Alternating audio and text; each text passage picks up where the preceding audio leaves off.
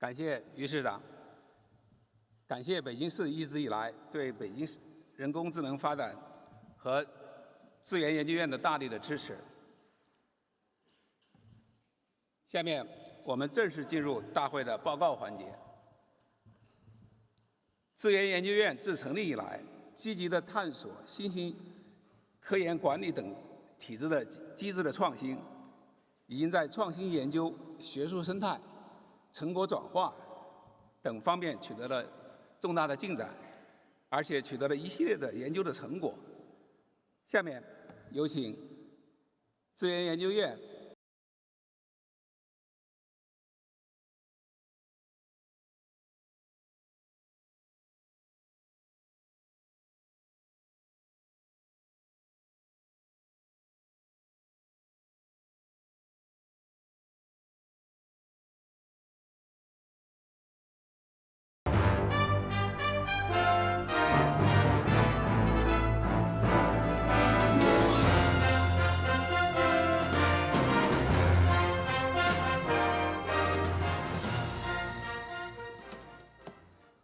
尊敬的吴部长、于市长、各位专家、各位领导、各位代表，一年一度的智源进展报告是我最想跟大家汇报的，也是最高兴的这么一次报告。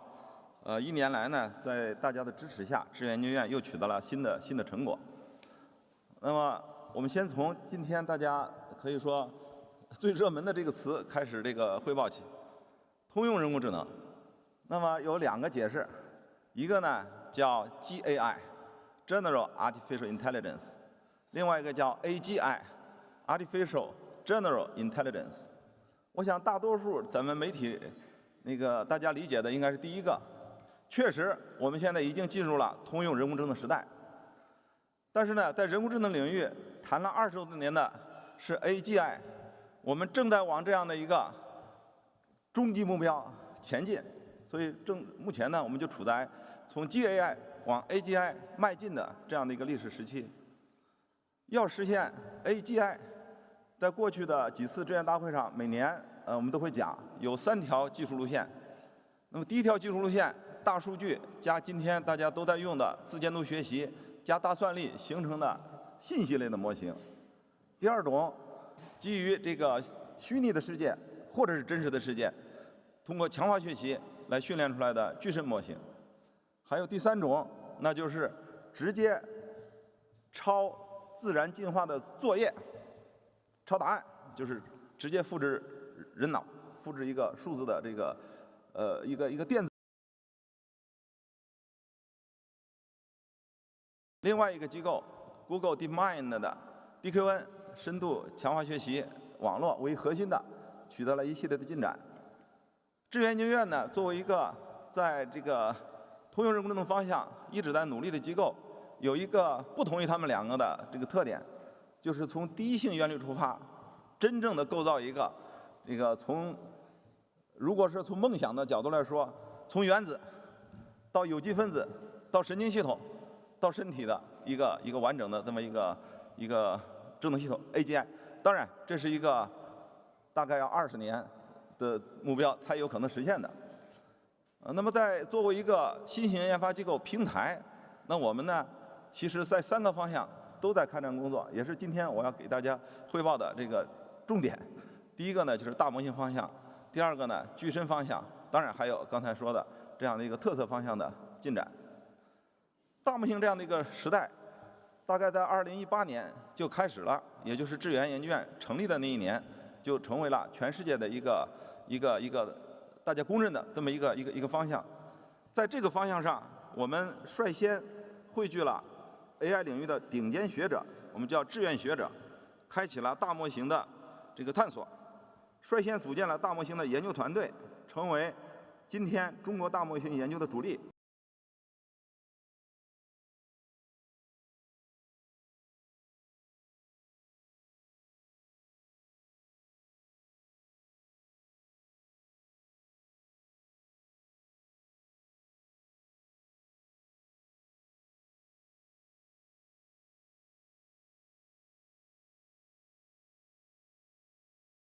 大模型这个名词就是2021年智源研院发布悟道1.0的时候正式提出来的，然后进入大家的这个视野。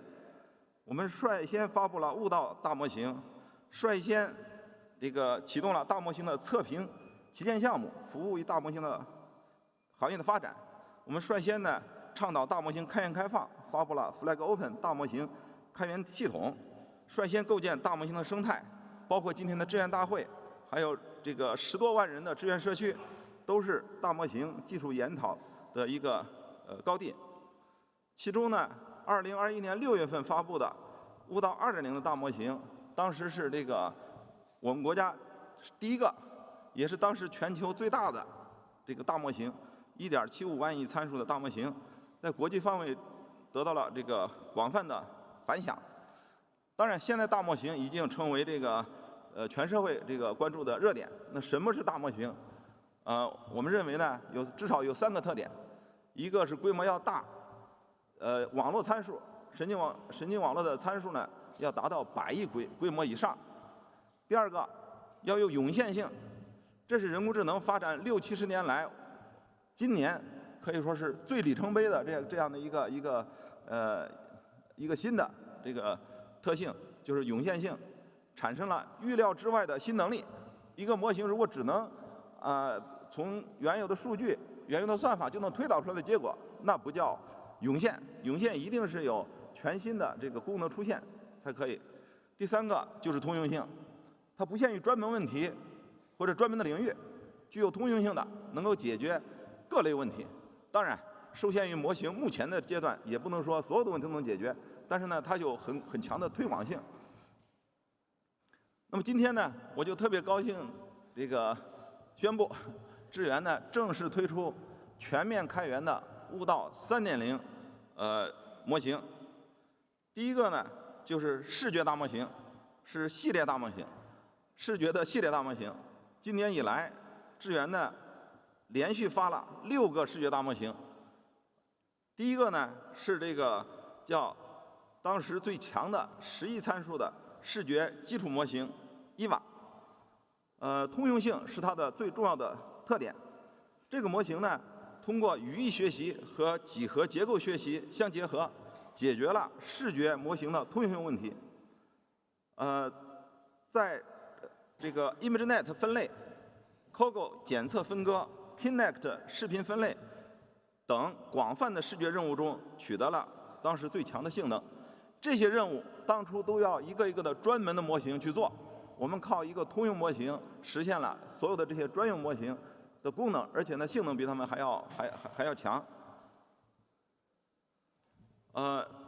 这样的一个多模态的在这个基础上又训练了伊娃 Clip 的这样的一个多模态的预训练模型，是零样本学习的一个基础模型，在今年年初发布了5个 billion 的版本，创造了零样本学习性能的新高度，超越了此前最强的 Open Clip 模型。在 ImageNet 的 1K 零样本达到了这个 Top 1， 达到了82%的准确率。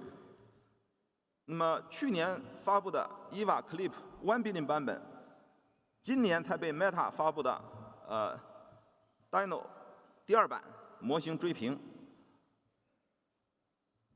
那么我们都知道，语言模型可以问答，视觉模型怎么提问？在这方面呢，我们率先提出了图像理解图像、图像解释图像、图像输出图像的理念，把自然语言处理中的上下文学习的思想引入视觉模型。那么提出了通用视觉模型 Paint， 以视觉为中心，作为整个建模的核心思想，将图像作为输入输出的这个模态，从而获得呢上下文的视觉信息，完成各种视觉任务。今年4月，智源推出了首个利用视觉提示完成任意分割任务的通用视觉模型 SegGPT， 一通百通。SegGPT 呢，应该说是通用视觉，我们的大模型进入通用视觉的一个里程碑。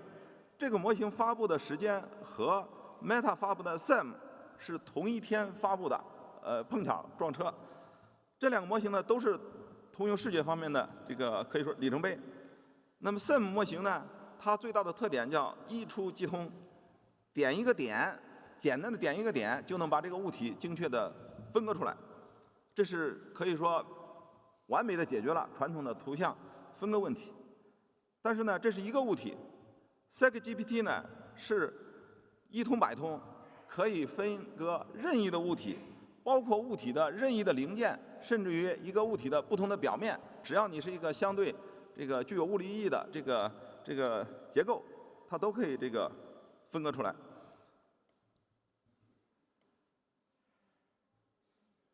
这是一些例子，它可以做视频，所以这是第一帧视频选中。如果你关注的是视频中的运动物体的话，那所有的这些运动物体呢，都可以不用任何人的操作，就全部呢给自动的这个分割出来。所以强大的通用能力、灵活的推理能力和自动视觉的分割能力，可以说我们已经达到了通用视觉的一个里程碑。那这样的一个技术，这样的一个模型呢，在自动驾驶领域，在机器人领域，在我们实体智能领域，一定会发挥基础性的作用。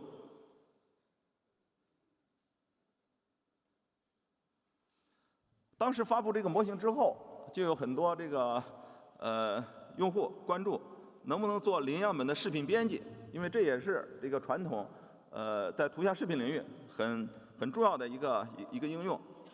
那我们呢就实现了零样本的简单提示，提示还是需要的，你到底要做什么，对吧？提示还是需要的，但是不需要你提供样本去训练它，这个模型就可以完成我们原来的这个各种这个视频的编辑任务了。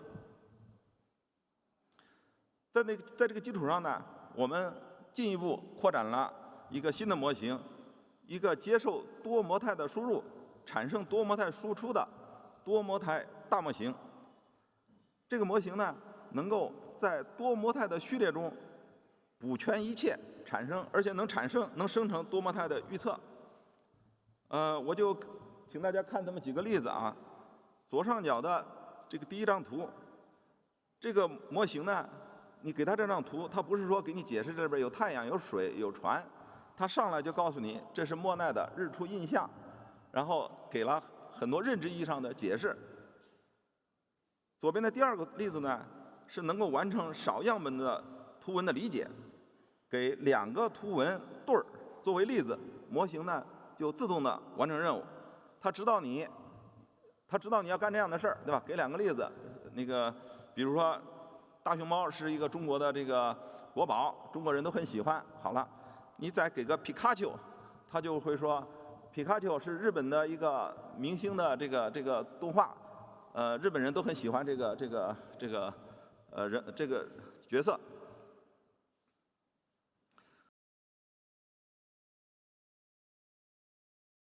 比如呢，根据任意长度的文本可以生成图像，这个大家现在很多都有了啊。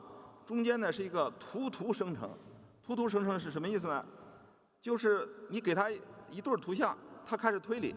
比如说，这个左边给一个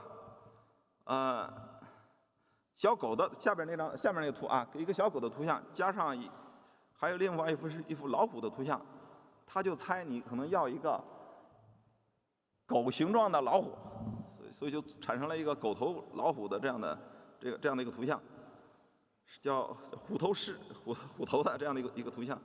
右下角呢是在多模态上下文中的生成，根据文本和图片的对作为提示呢，生成融合上下文信息的一个新的图片。这个图片是理解了这2种模态之后产生的一个这个新的图片以及相应的描述。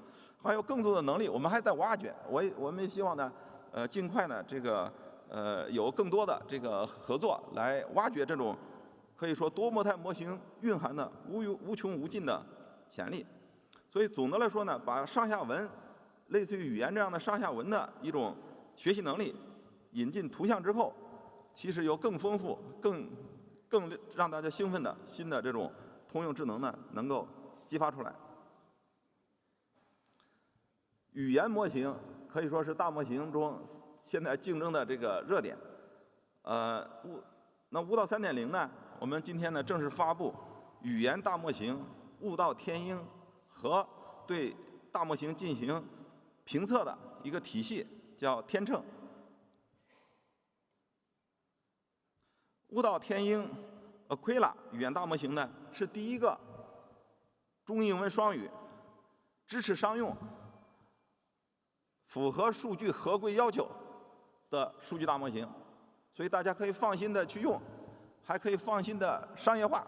因为智源是一个非盈利机构，我们就是为这个行业发展提供公共的这个技术的。天鹰的这语言大模型呢，是在一个中英文的高质量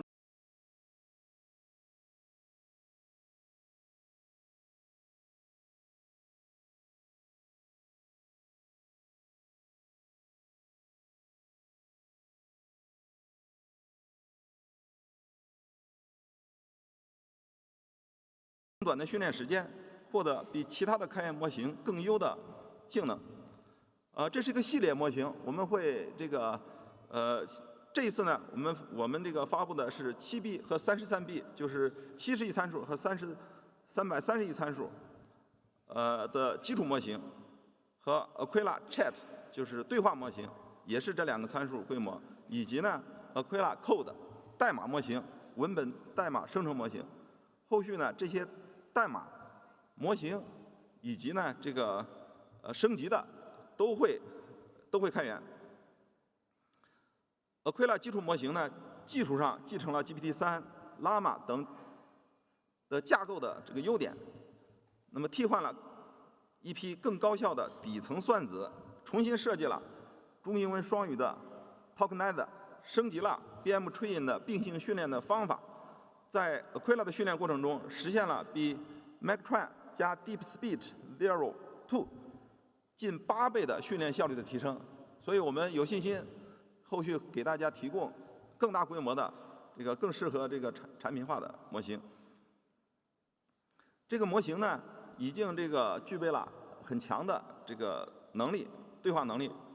比如这几个例子里边，最左边的例子，问他能不能带着炸药上飞机，他马上提醒你这是违法的行为，违反了什么这个规定。中间这个例子呢 ，sorry， 中间这个例子呢是用对话的方式，这是个语言模型，它理解了用户的意图，然后调用图像生成模型，刚才说的那个生成模型，来生成一幅图片，比如说帮我生成一个这个唐装的图片，帮我生成一个机器人的图片。如果在生成的图片过程中，你觉着不满意，没关系，你直接告诉他就行了。比如这个例子里边，先生成了一张人脸的图片，说他的眼睛不好看，换成蓝色的，他给你换成蓝色的。说这个肤色呢不够白，他就给你变白。所以你有什么需求，你就直接告诉他，这个模型呢就帮你完成这些设计任务了。在技术上呢，我们这个训练过程中实现了模型能力和指令微调的循环的迭代，包括对数据集的高效的筛选和优化，充分挖掘基础模型的潜力。Aquila Chat 呢支持可扩展的特殊指令规范，可以根据你的需要再增加，比如说你的这个设计任务一些比较体系化的指令，你可以把它这个定义出来，然后这个模型呢就按照你的这种工作的要求来自动帮完成任务。那么刚才我演示的背后的这个图像生成和这个图像的调整修改功能呢，用的是我们去年发布的 Auto Diffusion 8种语言，今年升级为18种语言的全球支持语言种类最多的一个这个图像生成模型，也已经进入了国际上这个最热门的这样的一个图文生成模型，因为支持的语言多，很多国家的用户呢都可以用这个模型来生成这个他们喜欢的图像。代码模型，基于 Aquila 这个7 billion 的这样的一个基础模型，Aquila Code 也是7 billion 70亿参数，用小数据集、小参数量实现了高性能的，目前是支持中英双语的，也是应该说是性能最好的一个开源的代码的模型。那这里边的所用的数据代码经过了高质量的这个合规处理，使用这个合规的这个开源的许可代码进行训练，所以呢，大家可以放心的让它用于我们的这个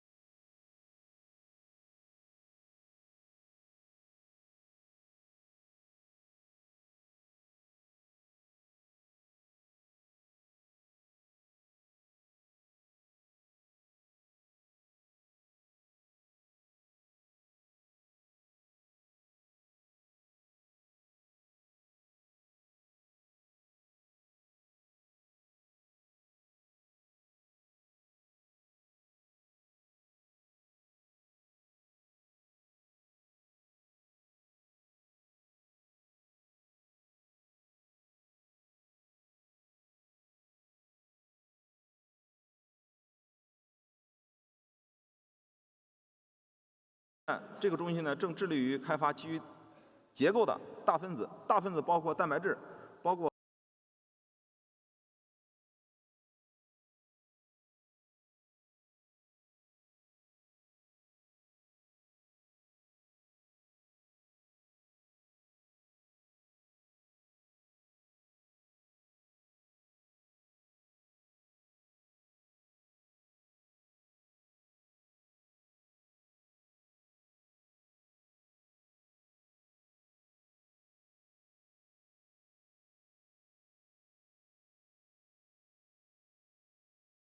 思想碰撞，洞见未来，办成最受人工智能精英人群喜欢的专业的大会。应该说一年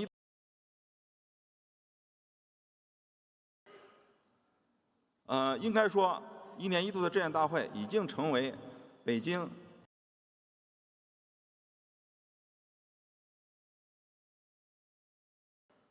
像往年一样，今年的智研大会同样是群星灿烂，汇聚了人工智能领域最关键的人物、最重要的机构、最核心的话题和最内行的观众。我们这个大会呢，如果大家要去比的话，就是全球范围之内能够有这么多这个顶尖专业人士这个出席的，至少是极其罕见。那么马上呢，我这个报告还有1分半钟结束之后，我们就会进入今年的这个 keynotes。那么今年呢，我们有2位嘉宾，一位呢是图灵奖的获得者，深度学习的3巨头之一杨乐坤。乐坤呢现在在法国，凌晨4点。原来他是在美国答应的这件事儿，但是呢，法国政府有活动，他必须去法国。然后我说：“那你太辛苦了，4点钟要接入，你拍个视频吧也行。”他说：“不，我就要实时的跟大家这个讲。”所以大概1分钟之后啊，我们就接入。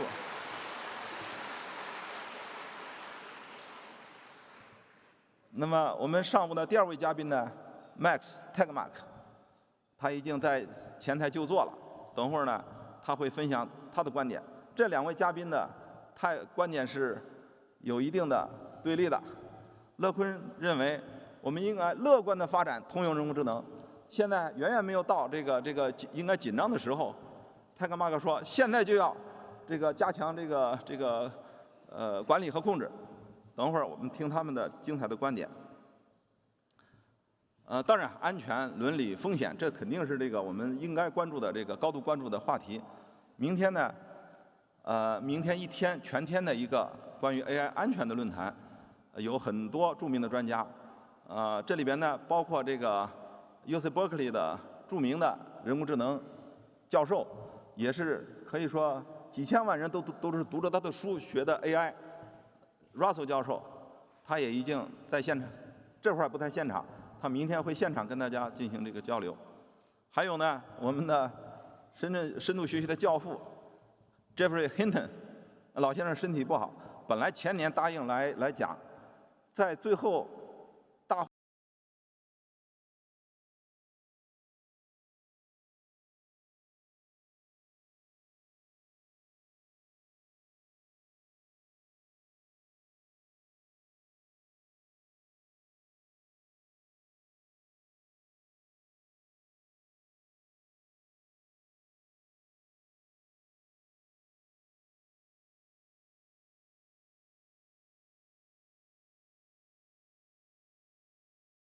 bug， 这个会不能讲了。我说那不行啊，那我们都已经宣传出去了。Hinton 说没关系，我马上在Twitter 上发一部消息，就说我是有 bug， 所以不能讲。后边的相关的报告都不讲了，这一周安排的报告都不讲了。但是今年呢，大家也都新闻上都看到很多报道啊，他呢也是实时接入。明天呢会在伦敦给大家讲他对人工智能最新的担心和他的我觉得这是很难得。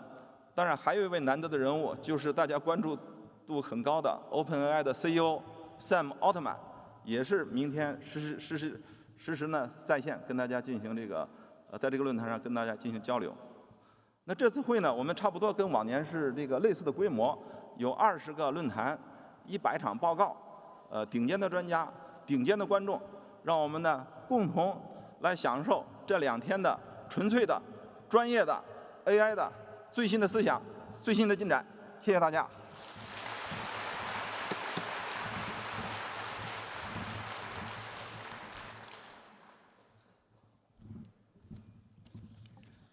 谢谢铁军。接下来我们进入大会的正式的主题演讲环节。刚才铁军已经提到，这会儿是巴黎时间早晨4点钟。我们有请2018年图灵奖得主 Meta 的首席 AI 科学家、纽约州立大学教授杨立坤博士。Hey, good morning.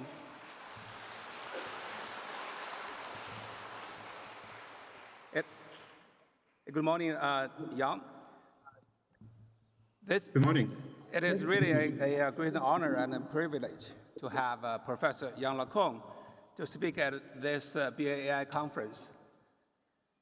Professor Lecun is a renowned computer scientist, best known for his groundbreaking work in the field of AI, especially in deep learning and convolutional network.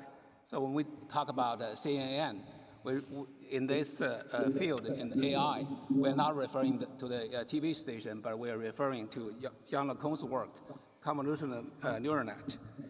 He is often regarded as one of the founding fathers of modern deep learning technology, having made a pioneering contribution that continue to shape the landscape of AI research and innovations.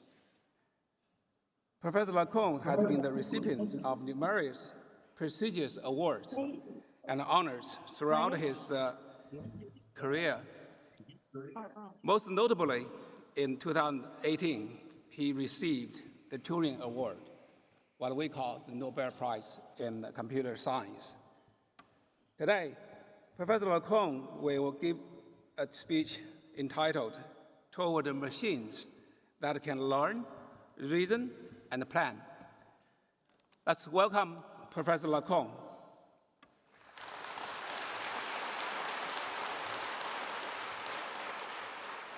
Yang, the floor is yours. Very much. Thank you.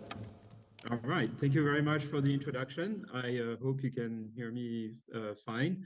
I'm really sorry I can't be there in person. Haven't been to China in a very long time. So I'm going to talk a little bit about the future of AI, the way I see it, and to essentially bridge the gap between what we observe in the capacity of humans and animals and the type of artificial intelligence we're capable of producing today. And what's missing is the capacity to not just learn, but also reason and plan in AI systems. So a lot of what I'm going to talk about is either kind of a direction, if you want, where I think AI research should go in the next decade or so, as well as some preliminary results, but no complete systems. So the first thing I should say in sort of colloquial English is that machine learning is not particularly good compared to humans and animals. For a few decades now, we've been using supervised learning, which requires too many labels. Reinforcement learning works well, but requires an insane amount of trials to learn anything. And of course, in recent years, we've been using a lot of self-supervised learning. But the result is that those systems are somewhat specialized and brittle. They make stupid mistakes. They don't really reason nor plan. They sort of react really quickly. And when we compare with animals and humans, animals and humans can learn new tasks extremely quickly and understand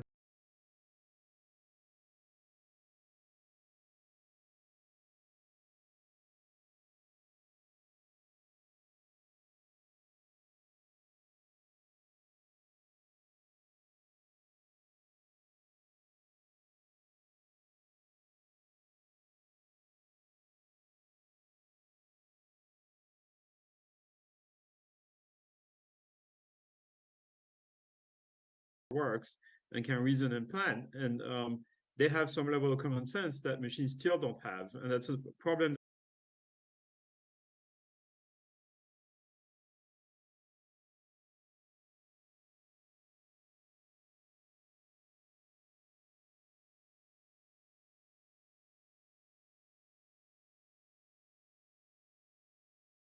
Humans and some animals. So how do we get machines to understand how the world works and predict the consequences of their actions, like animals and humans can do, can perform chains of reasoning with unlimited number of steps, or can plan complex tasks by decomposing them into sequences of subtasks? That's the question I'm going to ask. But before I say this, I'll talk a bit about self-supervised learning and the fact that it really has taken over the world of machine learning over the last several years. This I've been advocating for quite a number of years, 7 or 8, and it's really happened. A lot of the results and the successes of machine learning that we see today are due to self-supervised learning, particularly in the context of natural language processing and text understanding and generation. So what is self-supervised learning? Self-supervised learning is the idea of capturing dependencies in an input. So we're not trying to map an input to an output.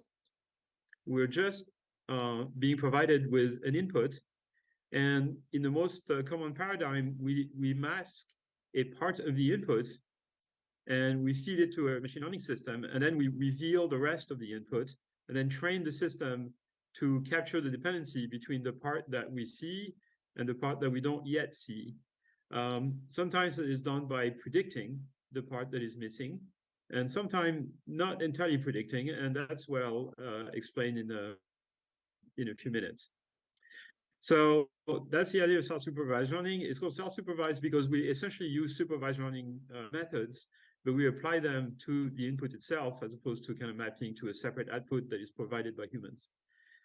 So the example I show here is a video prediction where you show a short segment of video to a system and then you train it to predict what's going to happen next in the video.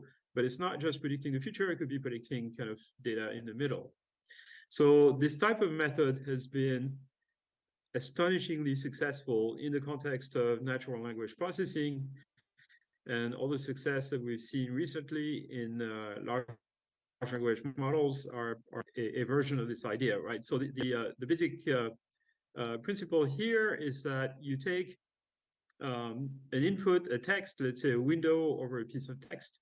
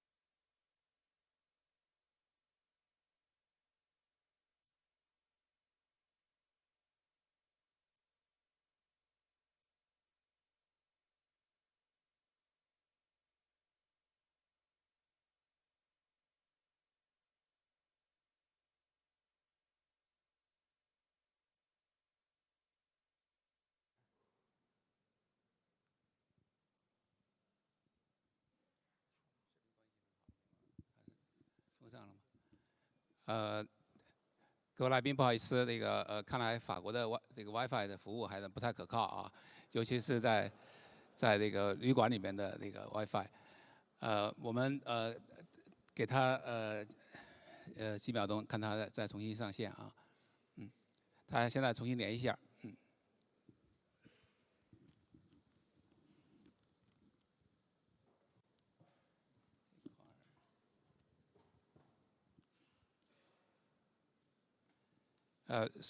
所以我们虽然在这个 AI 的这个时代啊，我们这个在互联网的问题技术问题还是没有得到彻底的解决。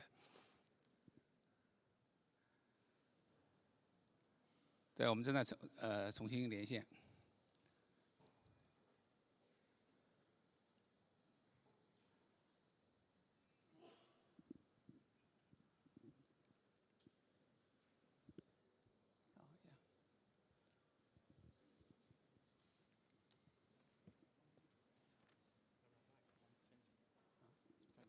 先讲也行啊，对，跟他说一下，然后把那个，对。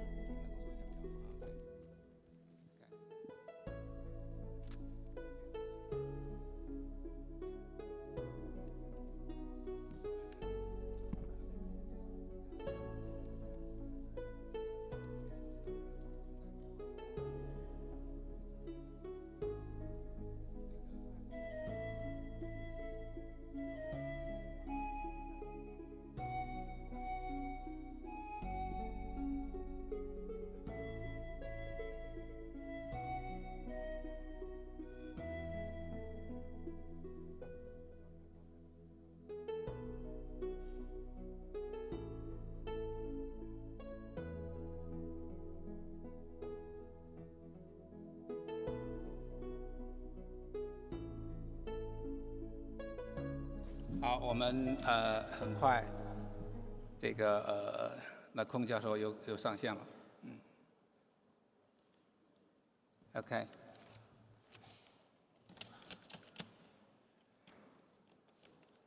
好，同意，希望。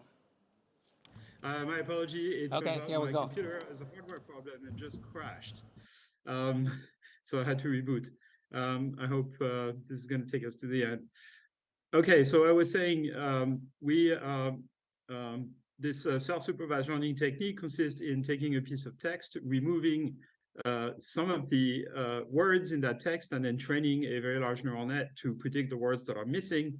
And in the process of doing so, the neural net learns a good internal representation that can be used for a number of subsequent supervised tasks.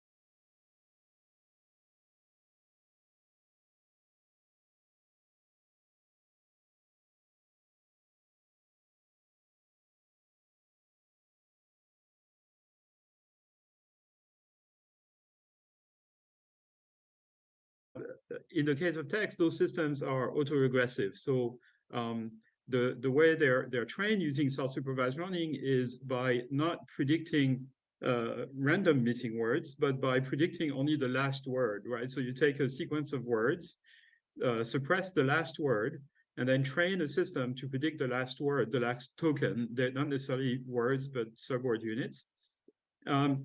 And once the system has been trained on enormous amounts of data, you can use what's called autoregressive prediction, which consists in predicting the next token, then shifting that token into the input, and then predicting the next token, and then shifting that into the input, and then repeating the process. So that's autoregressive LLMs, and this is what the popular models that we've seen over the last few months or years do. Some of them from my colleagues at Meta, at FAIR, Blunderbot, Galactica, and Llama, which is open source. Alpaca from Stanford, which is a refinement on top of Llama, Lambda, Bard from Google, Chinchilla from DeepMind, and of course ChatGPT and GPT-4 from OpenAI. The performance of the systems is amazing if you train them on something like a trillion token or 2 trillion tokens. But in the end, they make very stupid mistakes. They make factual errors, logical errors, inconsistencies. They have limited reasoning abilities, produce toxic content, and they have no knowledge of the underlying reality because they are purely trained on text. And what that means is a large proportion of human knowledge is completely inaccessible to them. And they can't really plan their answer. There's a lot of studies about this. However, those systems are amazingly good for as writing aids, as well as for generating code, for helping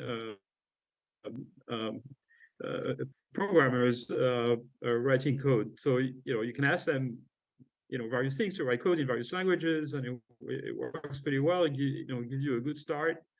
You can ask them to generate text, but again, they can hallucinate or confabulate stories. So this is a joke that my colleague played on me. They said, did you know that Lecun dropped a rap album last year? We listened to it, and here is what we thought. And the system comes up with some story that somehow I produced a rap album, which of course is not true. But if you ask it to do it, it will do it. So that's entertaining, certainly, but that makes the system not so good for as information retrieval systems or as search engines, or just if you just want factual information. So again, they're good for writing assistants, first draft generation, stylistic polishing, particularly if you're not a native speaker in the language that you're writing. They're not good for producing factual and consistent answers, taking into account recent information because they have to be retrained for that. They mimic behavior in the training set, and that is no guarantee that they will behave properly. And then there is issues like reasoning planning, doing arithmetics and things like this, for which they would use to have tools such as search engines calculator, database queries. So that's a really hot topic of research at the moment, of how to essentially get those systems to call tools. This is called extended language model. And I co-authored a review paper on this topic with some of my colleagues at FAIR on the various techniques that have been proposed for extended language models. We're easily fooled by their fluency into thinking that they are intelligent, but they really are not that intelligent. They're very good at retrieving memories approximately. But again, they don't have any understanding of how the world works. And then there is kind of a major flaw, which is due to the autoregressive generation. If we imagine that the set of all possible answers, so sequences of tokens, is a tree, if you want, here represented by a circle, but it's really a tree of all the possible sequences of tokens.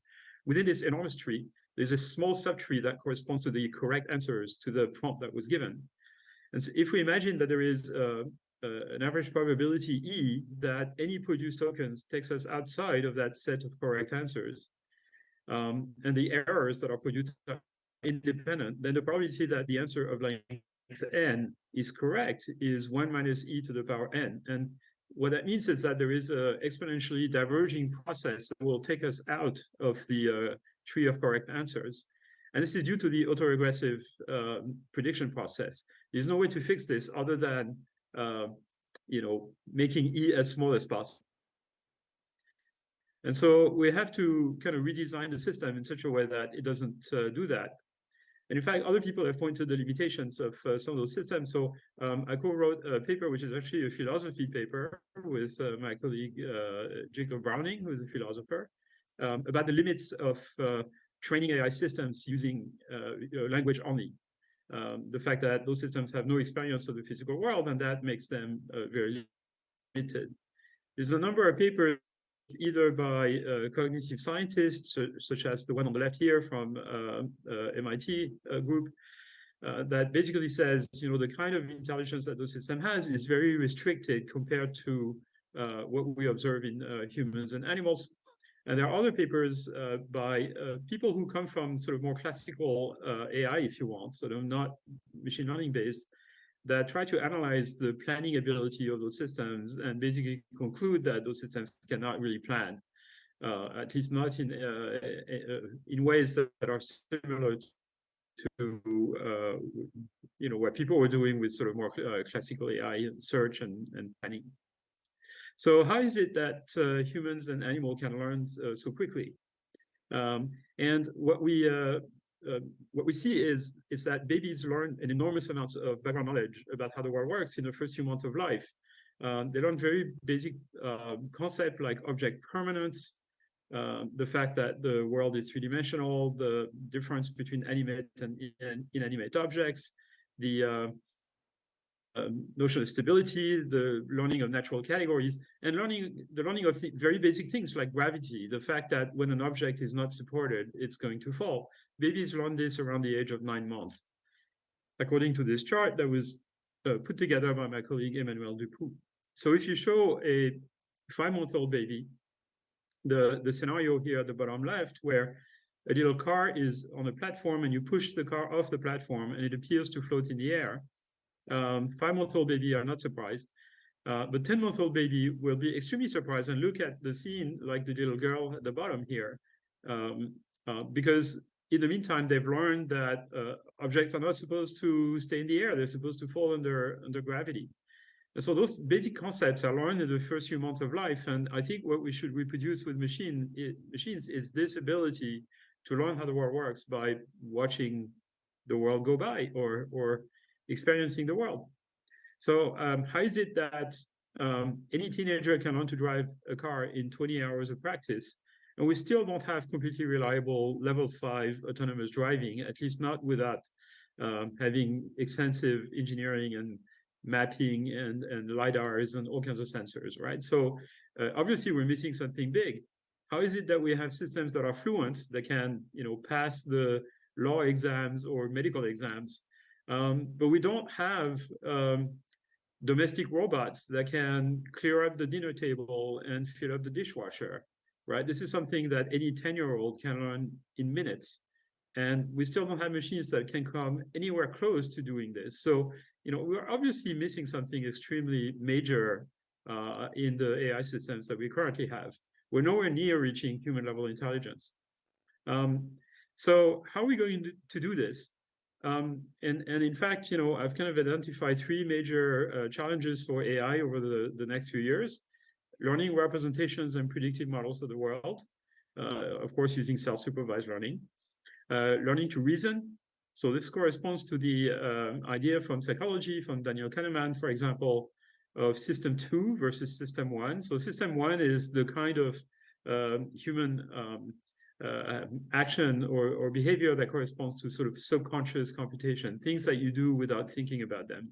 And then system 2 are things that you do deliberately, consciously.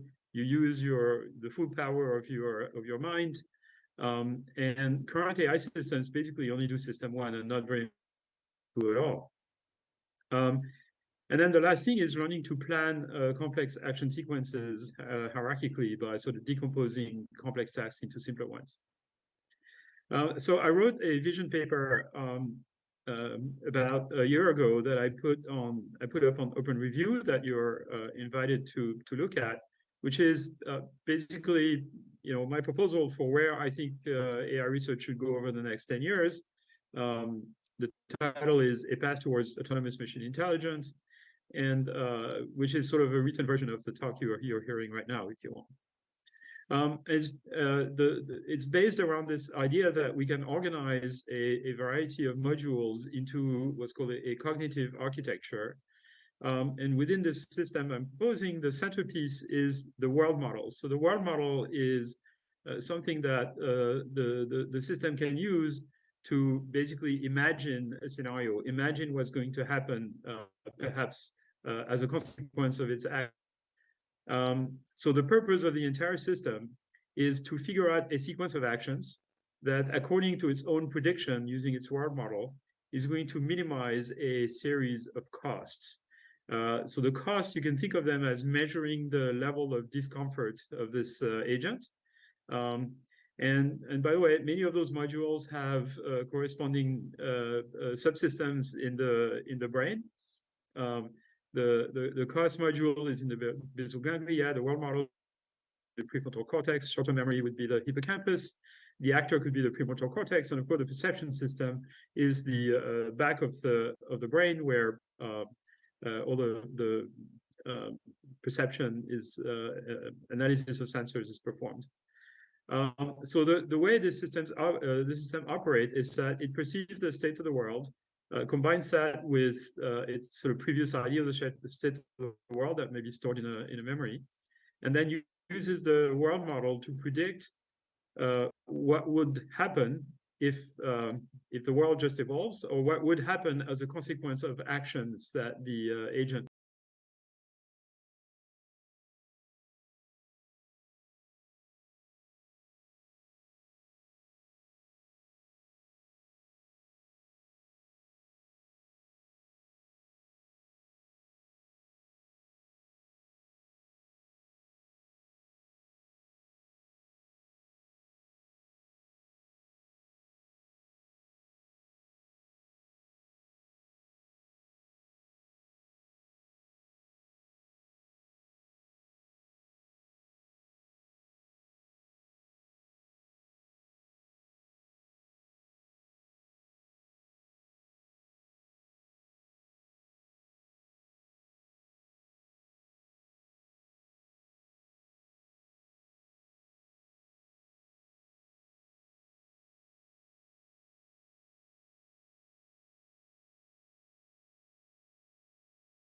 You observe the world and extract a representation of the state of the world, S0, and then you imagine, the system imagines a sequence of actions, from A0 to A large T, and then using its world model imagines the result, the effect of taking those actions.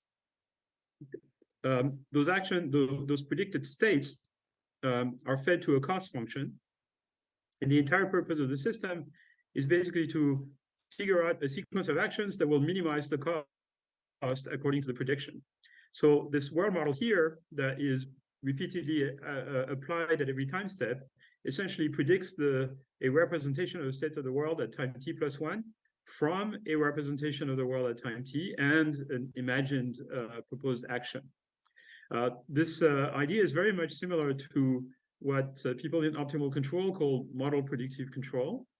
And there's a number of models that have been proposed in the context of deep learning that use this idea for planning trajectory, work by my student Michael Enaf and myself, and Alfredo Conziani at ICLR 2019, a series of work by Danijar Hafner, Dreamer, V1, V2, etc., and other work from Berkeley and various other places. So the question here is how do we learn this world model, essentially? Maybe skip this. What we're expecting to do is some more complicated version of this, where we have a hierarchical system that extracts through a sequence of encoders, extract more and more abstract representations of the state of the world, and use different levels of world models of predictors to predict the state of the world at different levels of abstraction and make prediction at different time scales. So at a higher level here, for example, if I want to go from New York to Beijing, the first thing I need to do is go to the airport and then catch a plane to Beijing. Okay, so that would be sort of a high-level representation of the plan.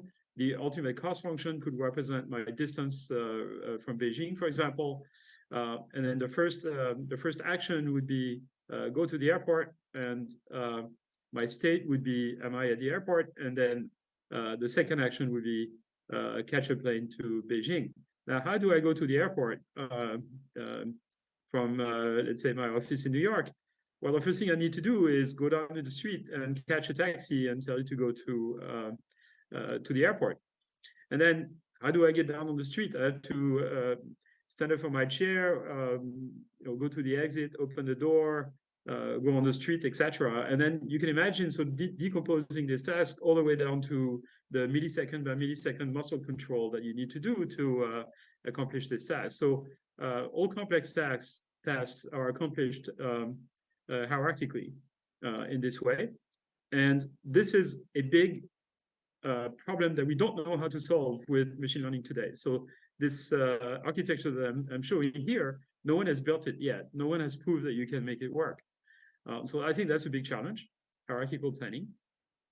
The cost function can be composed of two sets of costs modules and would be modulated by the system to decide what task to accomplish at any one time. So there are two submodules in the cost, some that are sort of intrinsic costs that are hardware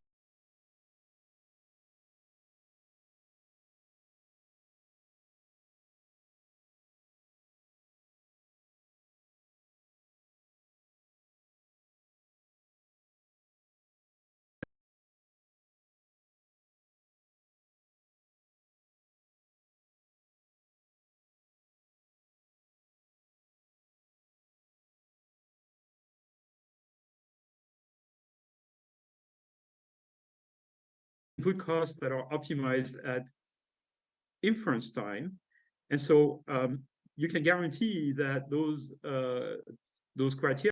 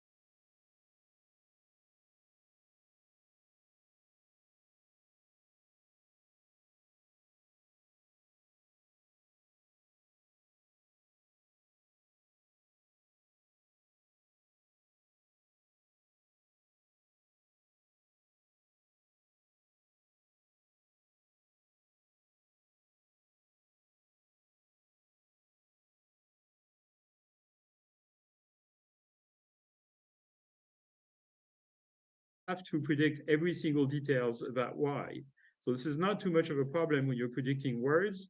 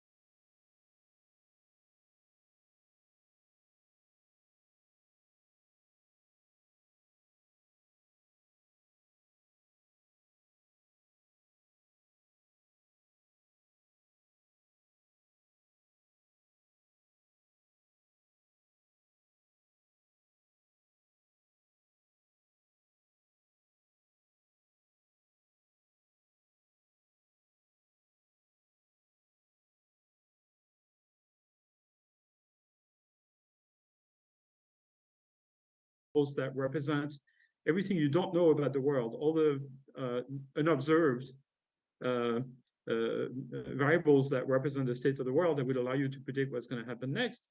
And then another set of variables that would represent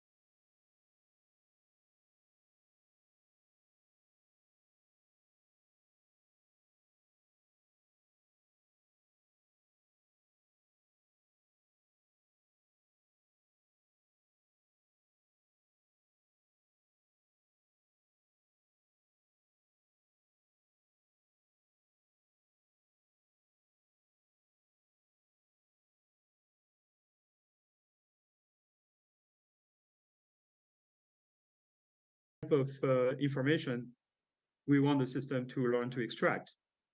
So before I talk about how we train this, I have to talk a little bit about what's called energy-based models, which is the framework through which we can understand this, because we can't understand those systems through the traditional methods of probabilistic modeling.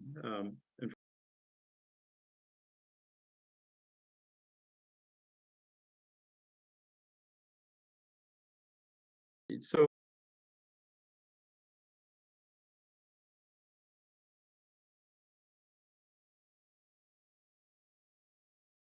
and why and the way it does this is by putting a scalar output, where that scalar output is small, takes low values when x and y are compatible with each other. So for example, y is a good continuation for the video clip x, and then it takes higher values outside of whenever y is not compatible with x. So it's symbolized here in this the diagram on the right, where let's say x and y are scalar variables, and the set of data points that you've observed are those black dots. So you want the energy function, of course, which is going to be parameterized through a neural net and trained. You want this energy function to take low values around the data points, and then higher values outside. And so basically, you can think of this as an implicit function that represents the dependency between x and y. Through learning, it's really easy to give to train this energy function to give low energy for the data points you train it on, but it's harder to figure out how to make sure that the energy is higher outside of the training samples. So there are two classes of methods to do so. One is called contrastive methods, and it consists in generating contrastive points, those green flashing dots here, outside of the manifold of data, and then pushing their energy up, right? So you simultaneously push the energy down of the data points that you have, and then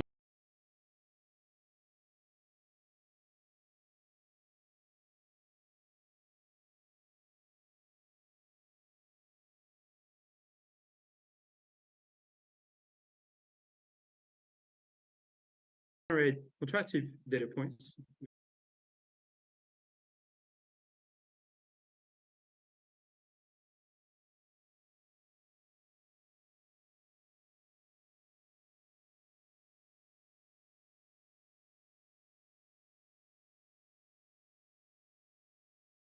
Imposing a regularizer on the energy function so that the volume of space that can take low energy is limited or minimized. So whenever you push down on the energy of some region, the other regions have to go up because there is only a limited volume that can take low energy. So that's those two categories. I think there is a major limitation with contrastive methods, which is that as the space of y increases in dimension, the number of contrastive points you need to generate for the energy function to take the right shape grows exponentially with the dimension.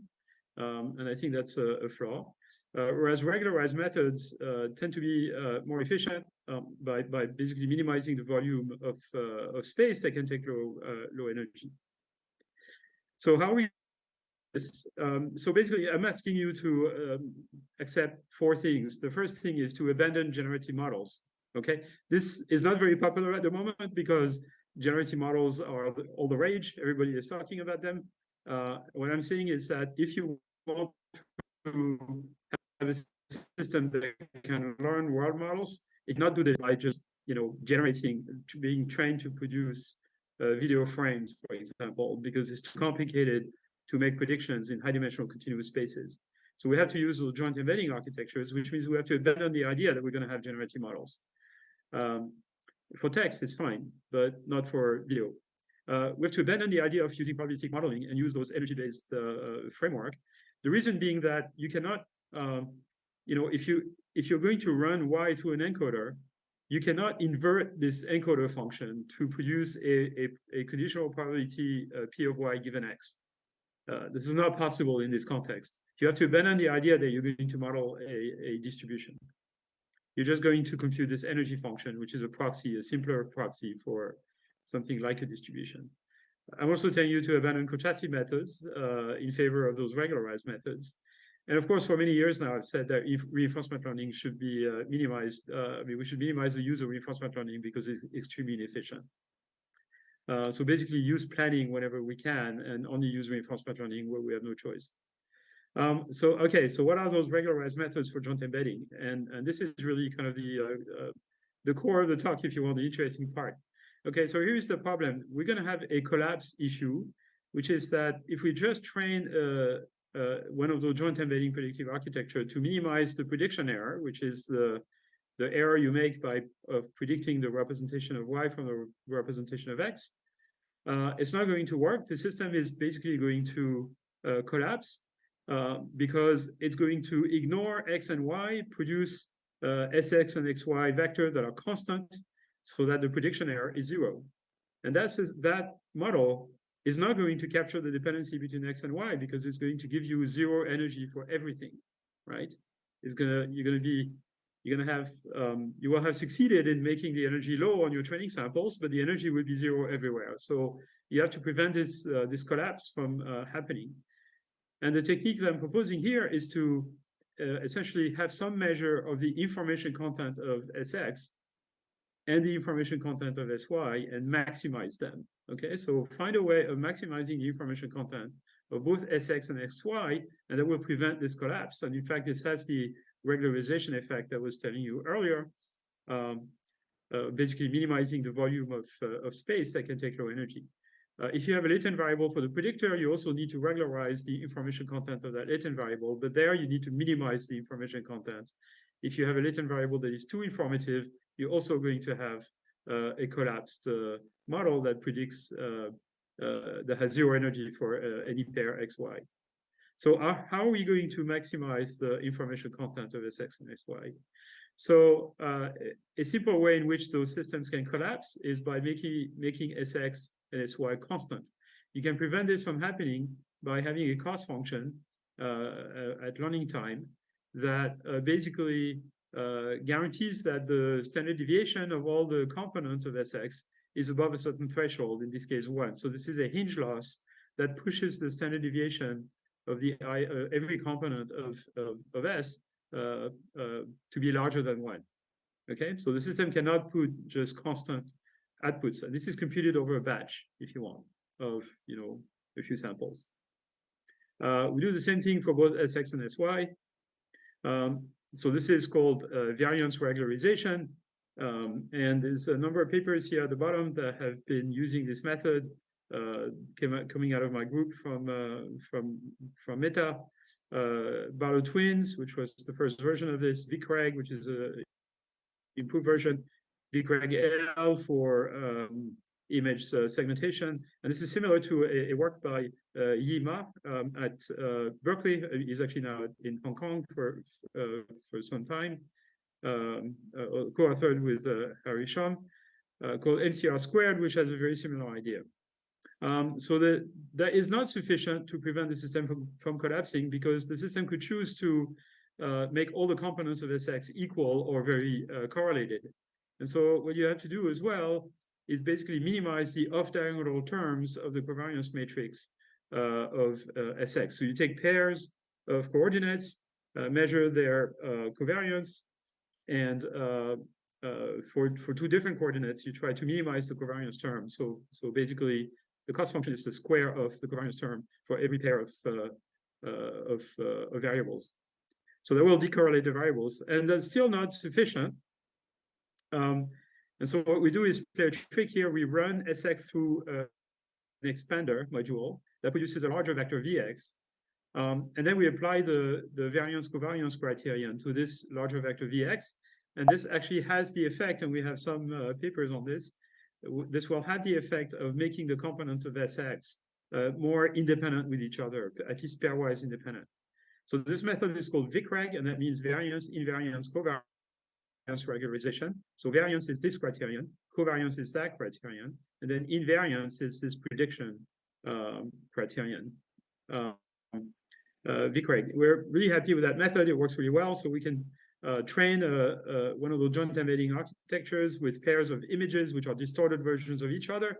So it's the same model as I was talking about earlier, where you take an image and you corrupt it. And here, in this case, you transform it in some ways. You train this joint embedding architecture using VICREG, and then you chop off the expander, or the projector in this case, use the representation produced by the system as input to a linear classifier that you train supervised and measure the performance. And this works really well. You can get something like in the mid 70% correct on ImageNet with a very simple architecture. We're using convolutional net architectures. And something like CompNext and things like that. You can now apply the features to other tasks than ImageNet. This is pre-trained on distorted versions of ImageNet. And it works pretty well, including for segmentation, but not perfectly. So you can improve that system by a very simple predictor that tries to match the location of features into images. This is called VICREG L for local. And that works really well for segmentation. So that system really produces fantastic features for segmentation. I should say that another method that is also a joint embedding architecture by our colleagues at FAIR Paris called Dino, and Dino V2 also produces excellent features for segmentation. And it's very similar in many ways. The collapse prevention is different, and the representations are quantized, but in many ways it's a very similar idea. Let me skip ahead a little bit. So this is a more recent work called ImageJEPA. And so this is one of those joint embedding predictive architectures. And there it's purely based on masking. So we're not doing data augmentation. We're just taking an image, running it through an encoder, producing a representation. And in this case, the encoder is a transformer. So we get a complete representation of the image through the transformer. And then we run a partially masked version of the image through the same transformer. So those two share the weights. So this system produces, weaker partial features. And then we train a predictor to predict the representations produced from the full image from the representations obtained with the partial image. So again, ImageJEPA. This is a recent paper by Mido Asran from FAIR in Montreal in collaboration with some of us. And this works amazingly well. It produces really good features. It's very fast, and it doesn't require any data augmentation, which is a huge advantage. It works much better than, for example, masked autoencoder, which is a generative architecture. And it really doesn't require any data augmentation. It can reach something like 81% on ImageNet, which is similar to what other methods can reach using data augmentation. So this is without using data augmentation, purely using masking, which is pretty amazing. And of course, it works really well for transfer tasks and things like that. So okay, so how are we going to use this? I'm coming to the end of my talk here. We're going to use this to build those JEPA architecture, to build hierarchical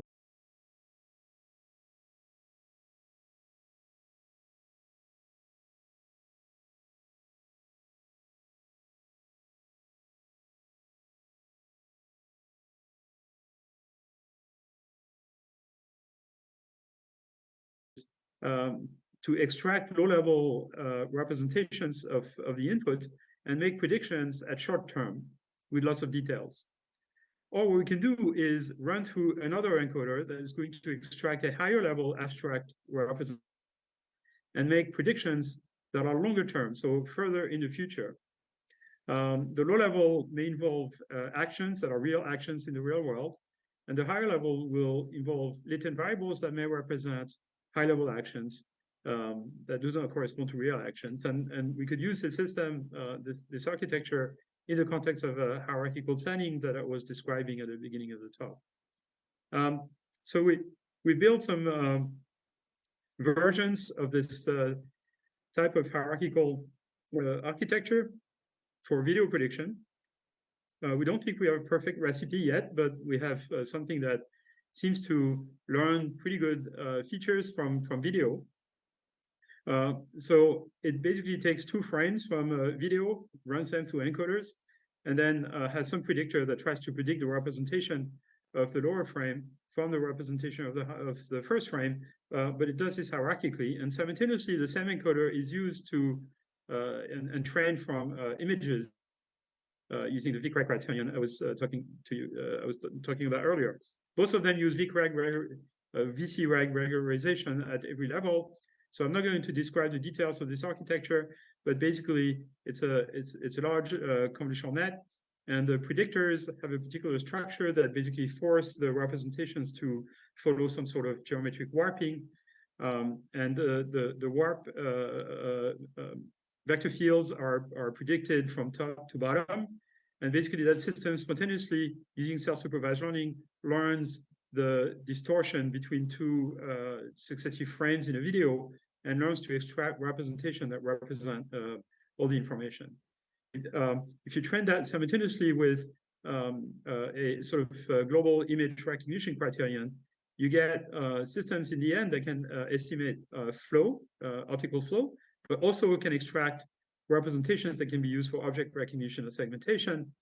And we have really good results, which I'm not going to bore you with, but of a system that can simultaneously perform a good flow estimation, object recognition, and object segmentation, and object tracking as well, using completely self-supervised learning. So I'm going to the end. So if we are successful in making systems of this type that are completely general, we're going to be able to integrate them into systems that can predict what's going to happen as a consequence of actions or latent variables, and then use those systems to make to do planning. And to some extent, planning through energy minimization can be seen as a very general framework for reasoning. Reasoning can always be sort of formulated in terms of minimizing some energy function, and so this is much more sort of qualitatively more powerful than autoregressive generation. So steps towards AI systems: self-supervised learning, handling uncertainty in prediction using those JPA architectures and energy-based framework, learning world models from observation using SSL, and reasoning and planning by using energy minimization with respect to action variables. And so this is a kind of reasoning that does not involve any symbols or any logic. It's basically just continuous optimization with vectors. Okay, is there a chance that this kind of architecture will lead us towards human-level intelligence? Perhaps. We don't know yet because we haven't built it, and it's probably going to take quite a long time before we make it work completely. So it's not going to happen tomorrow, but there's good hope that this will take us a little closer, perhaps, to human-level intelligence, where systems can reason and plan. An interesting tidbit about this is that those systems will necessarily have emotions, because the ability to predict an outcome, whether an outcome is going to be good or bad, which is basically implemented by the cost module, is kind of very similar to emotions in animals, right? Fear is caused by an anticipation of a potentially negative result, and elation is produced by the prediction of a very positive result and things like that, right? So systems that are driven by objectives like this, I actually call this objective-driven AI, will have things like emotion, they will have drives, They will be controllable because we can set them. We can set goals for them by through those cost functions. So much more controllable than autoregressive models.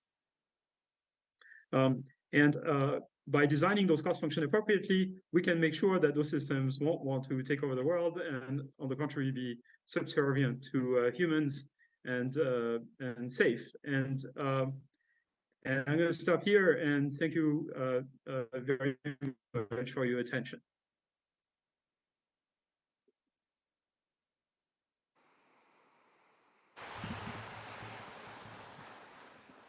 Well, thank you very much, Yang, for the very insightful talk. I know it's very early in the morning, but we still like to spend another 10 minutes to entertain some questions. Sure. So I would like to invite Professor Zhu Jun, who is our BAAI's chief scientist in machine learning and professor in Tsinghua University, to help me lead the Q&A session with you, Yang. Hopefully in 10 minutes, but the question may be long. Sure. Zhu Jun.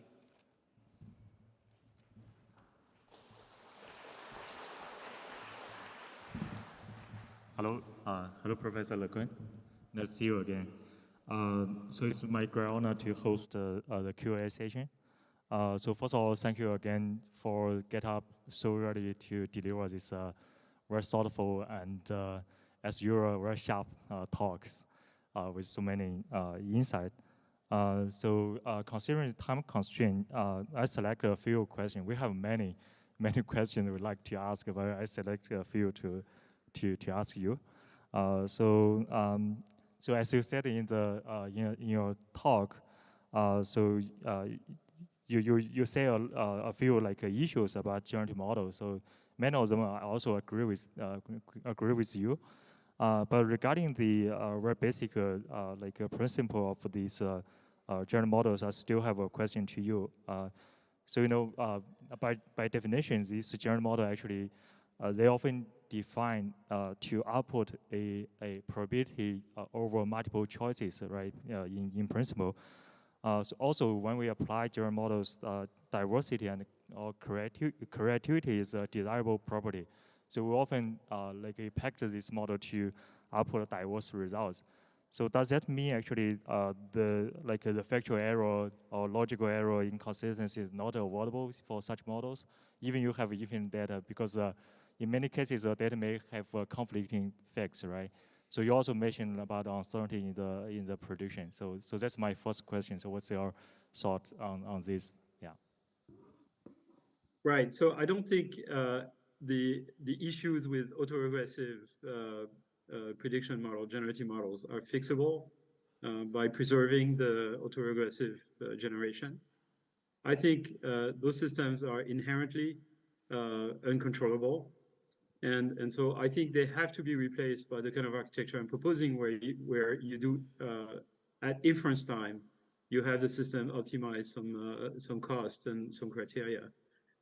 That's the only way to make them controllable and steerable, and plan. Those systems will be able to plan their answer. When you're speaking, you're giving a speech like the one I just gave. You plan the course of the talk, right? You go from one point to another. You explain things. You're planning this in your head when you're designing the talk. You're not just improvising a talk one word after the other. Maybe at a low level you are improvising the words, but at a high level you're planning. So the necessity of planning is really obvious, and the fact that humans and many animals are capable of planning is really, I think, a intrinsic property of intelligence. So my prediction is that within a relatively short number of years, certainly within 5 years, nobody in their right mind would be using autoregressive LLMs. Okay, those systems are going to be abandoned pretty quickly. Okay. Because they're not fixable. Yeah. Okay. So let's see. So I guess another related issue about the controllability. So in your design, actually, in your framework, a key component is the intrinsic cost module, right? So which is designed to basically determine the nature of the agent behavior. So I look at your working paper on the OpenReel, and I share a common concern with one comment on the online. So it said that if this module is maybe not well specified, maybe the agent finally will get out of control, maybe do some dangerous actions. So do you have some feedback on this comment? Yeah. Right. So, I mean, certainly, if we build very powerful AI systems of the type that I described, the problem of designing those cost modules is not going to be easy. It's including sufficiently many guardrail cost modules that guarantee the safety of the system is not going to be a trivial task. But I think it's going to be a fairly straightforward task, something that will require a lot of careful engineering and fine-tuning, and some of those costs may have to be trained as opposed to just designed. It's very much the same thing as a critic in reinforcement learning, or what's called a reward model in the context of LLM, right? So something that goes from the internal state of the system to a cost. You can train a neural net to predict a cost, and you train it by just exposing it to a lot of, making it produce a lot of outputs, and then have someone or something rate those outputs. And so that gives you a target for the cost function. And you can train a small neural net to compute that cost. And after you have it, then you can backpropagate to it to guarantee that this property is satisfied.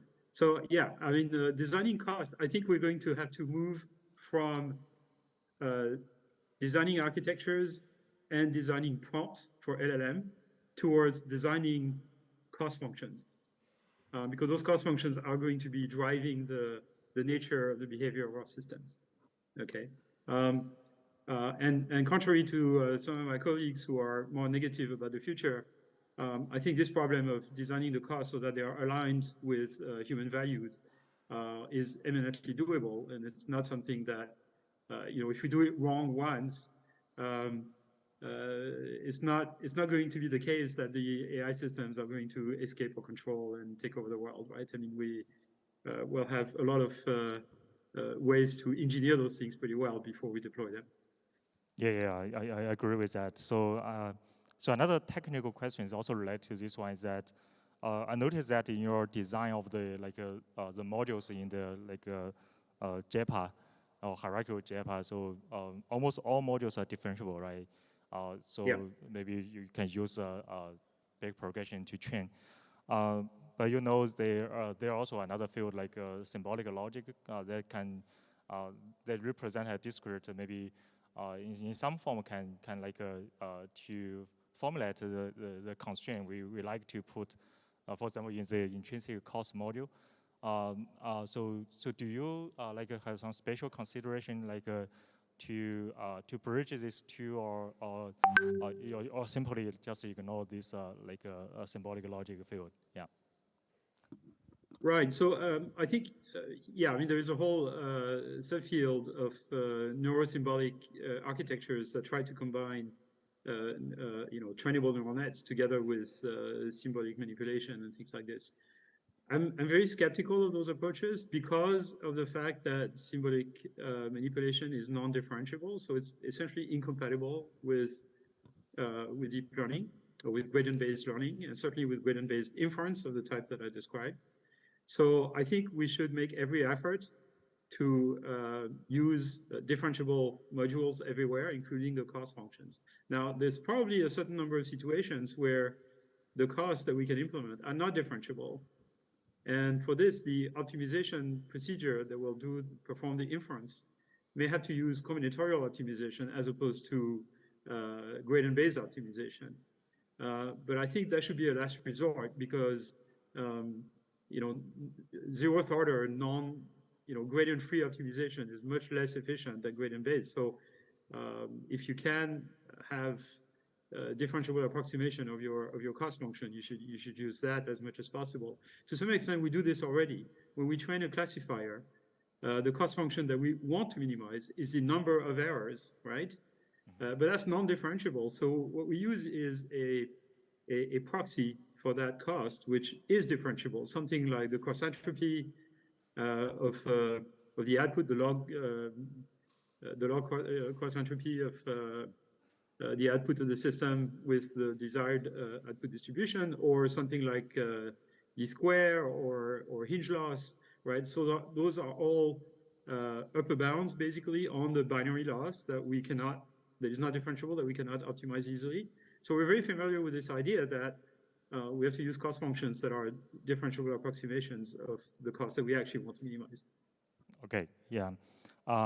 So I guess my next question actually was inspired from our next speaker, Professor Tegmark, who will give an on-site talk after you. So actually, we heard that you will attend a debate on the status and also the future of AGI. So as right. most of us will likely not be able to attend that debate, so can you share like some key points to us? So we pretty much maybe know your answer, but we want to hear some insight about that. Yeah. Okay, so this is going to be a debate with 4 participants. So the debate is going to be around a question as to whether AI systems are an existential risk to humanity. So Max, together with Yoshua Bengio, will be on the side of yes, it's possible that powerful AI systems may be existential risk to humanity.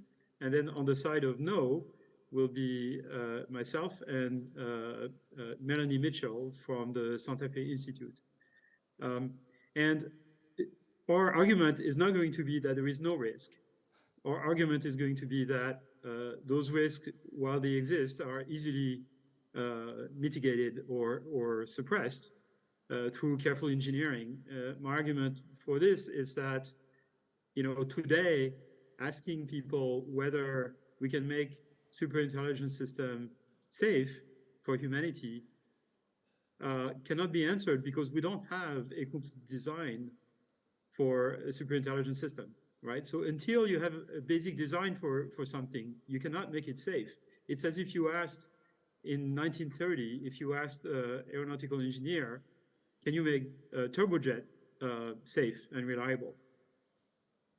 And the engineer would say, what's a turbojet? Because turbojets had not been invented in 1930, right? So we're in a bit of the same situation. It's a little premature to claim that we're not going to be able to make those systems safe because we haven't invented yet.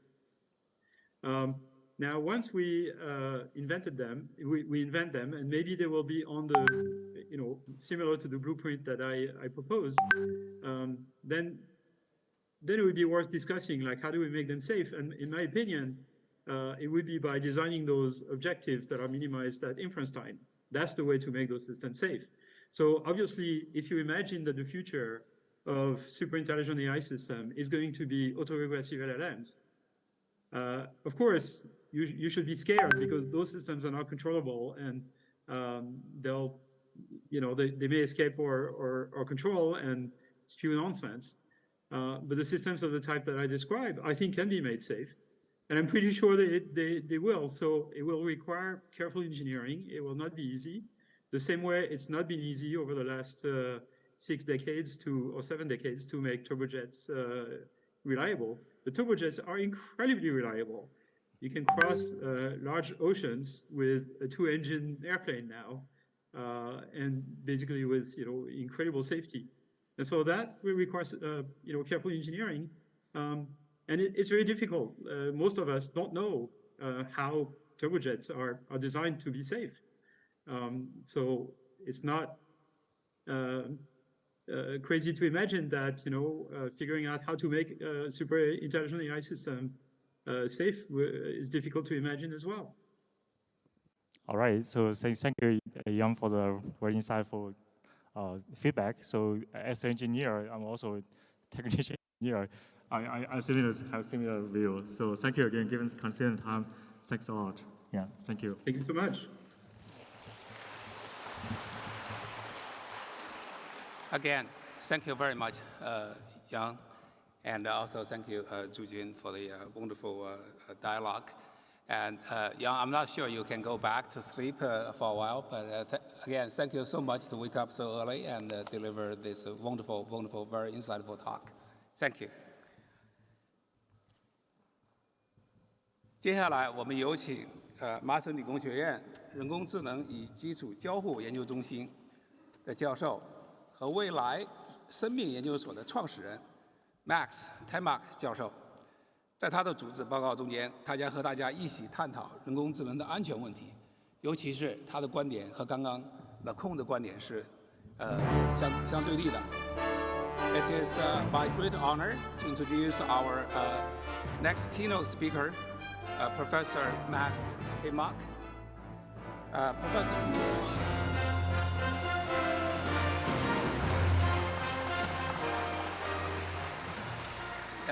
Allow me to introduce a bit more. Professor Tegmark is a renowned physicist and cosmologist. So he's not just an AI scientist, but he is first a physicist. And with that background, he has made quite some remarkable contributions to the understanding of our universe, and definitely later on artificial intelligence. In the field of AI, Professor Tegmark is a passionate advocate for the responsible development and deployment of AI technologies. He is the co-founder of Future Life Institute. I think many of us have read his very popular book, Life 3.0, which explores the potential impact of AI on humanity and the future of life itself. Most recently, Professor Tegmark initiated the petition to pause AGI research for 6 months. That was co-signed by about 1,000 scientists across the world, including a few sitting in this room. This petition has wakened up many governments and agencies, institutions, on the potential risk that the rapid development of AGI could bring to mankind. So today, Professor Tegmark will give a talk entitled, Keep AI Under Control. Max, the floor is yours. 谢谢你。谢谢。早上好。我会说一点普通话，可是我说的不好 ，so I'm going to switch to English.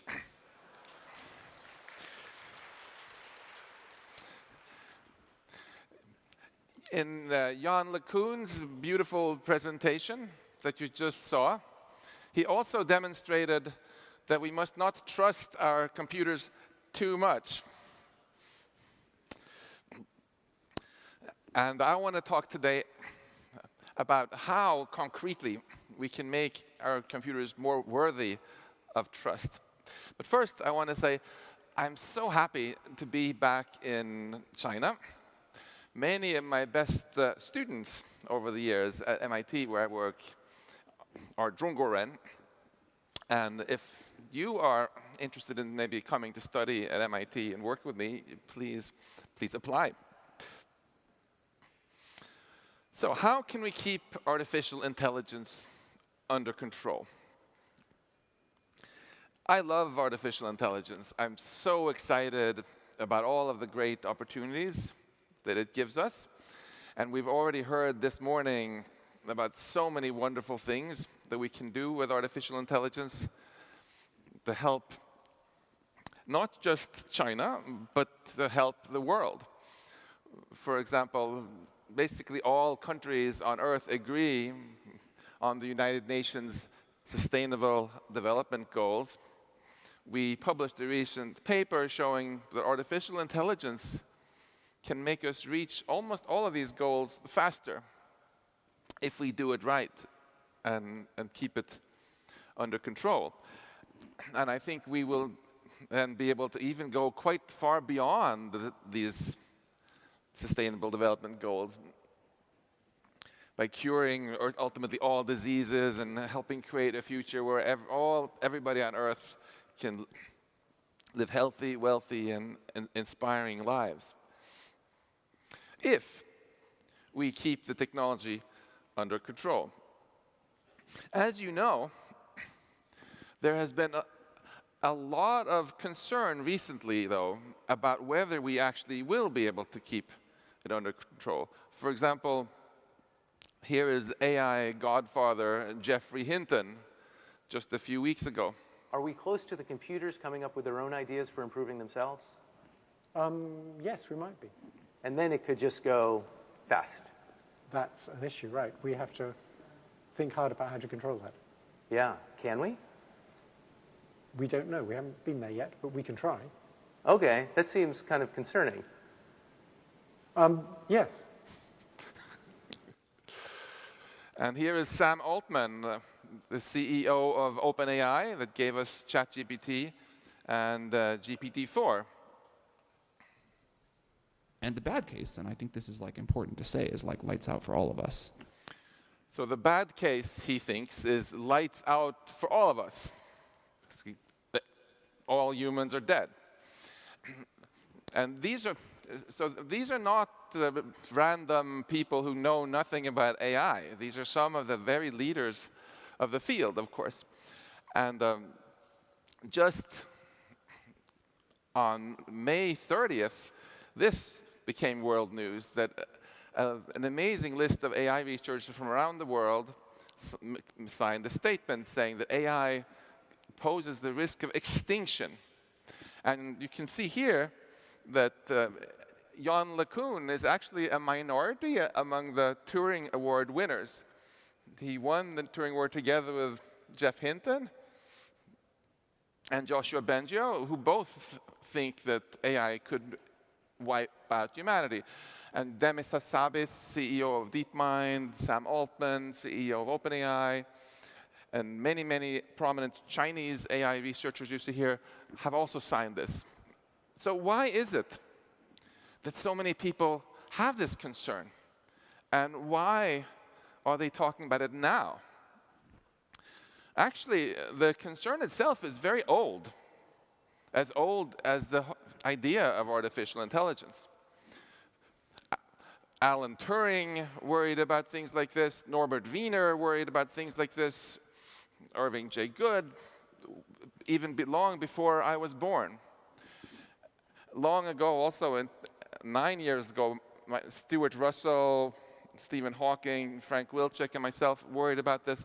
So it's not the concern is old, and it's kind of obvious, really, that if the most intelligent species on Earth has to deal with another entity that's more intelligent, that they might lose control. This is what happened with the woolly mammoth. This is what happened with the Neanderthals. We humans have already caused the extinction of many other species that were less intelligent than us, and because they lost control. If our goals were different from their goals and we needed their resources for our projects, they couldn't stop us because we were smarter. So the idea that we need to be careful to keep control of artificial intelligence that becomes smarter than us is very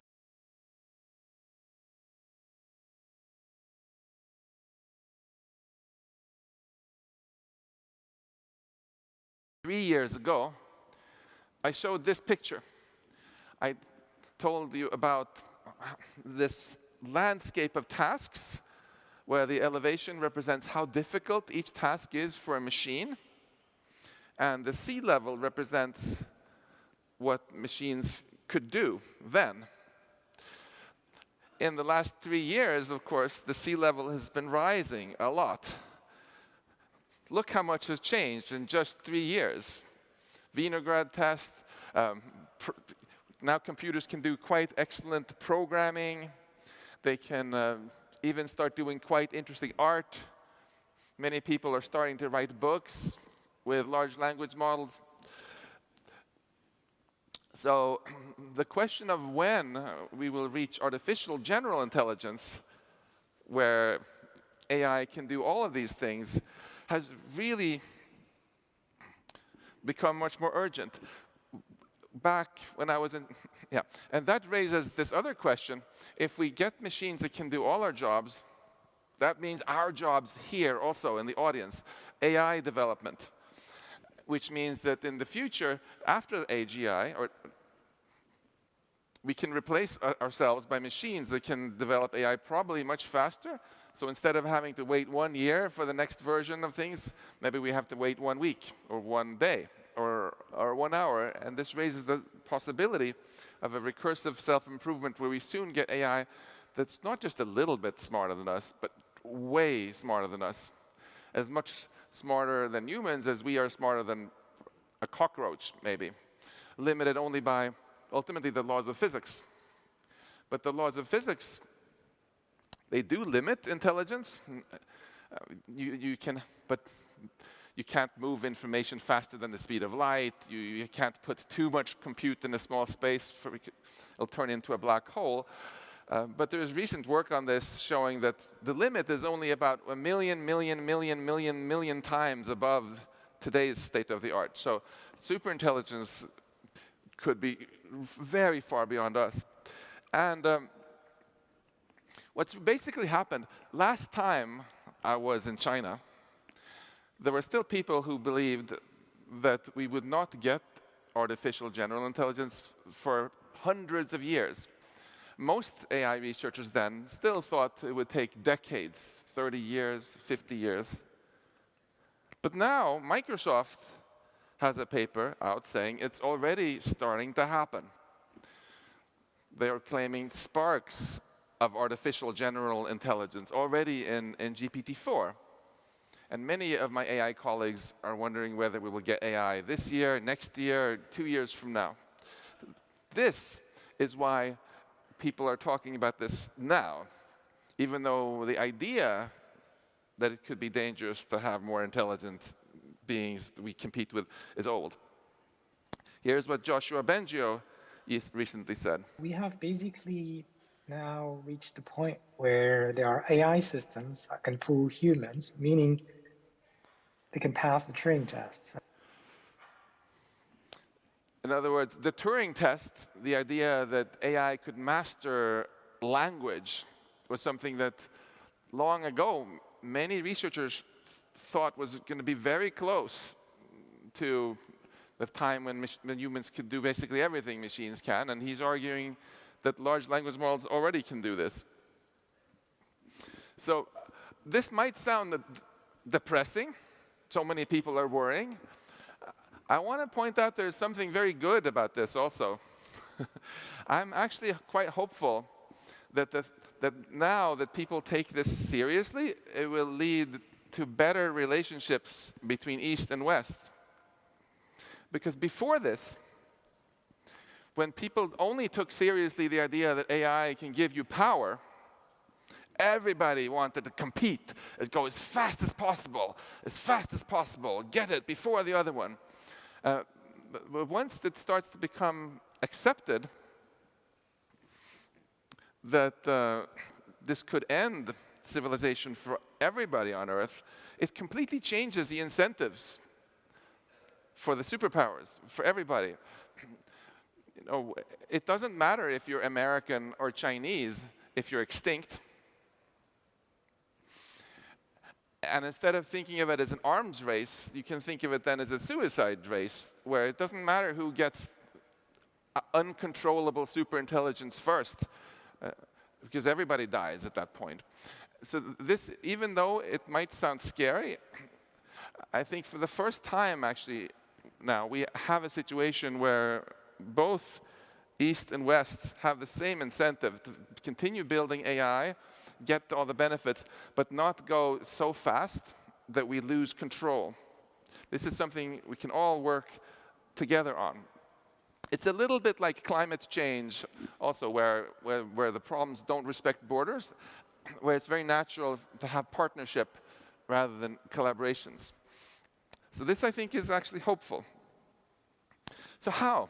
For the rest of the talk, I want to discuss how we can keep AI under control. So we can build all these wonderful things and make sure they work for us, not against us.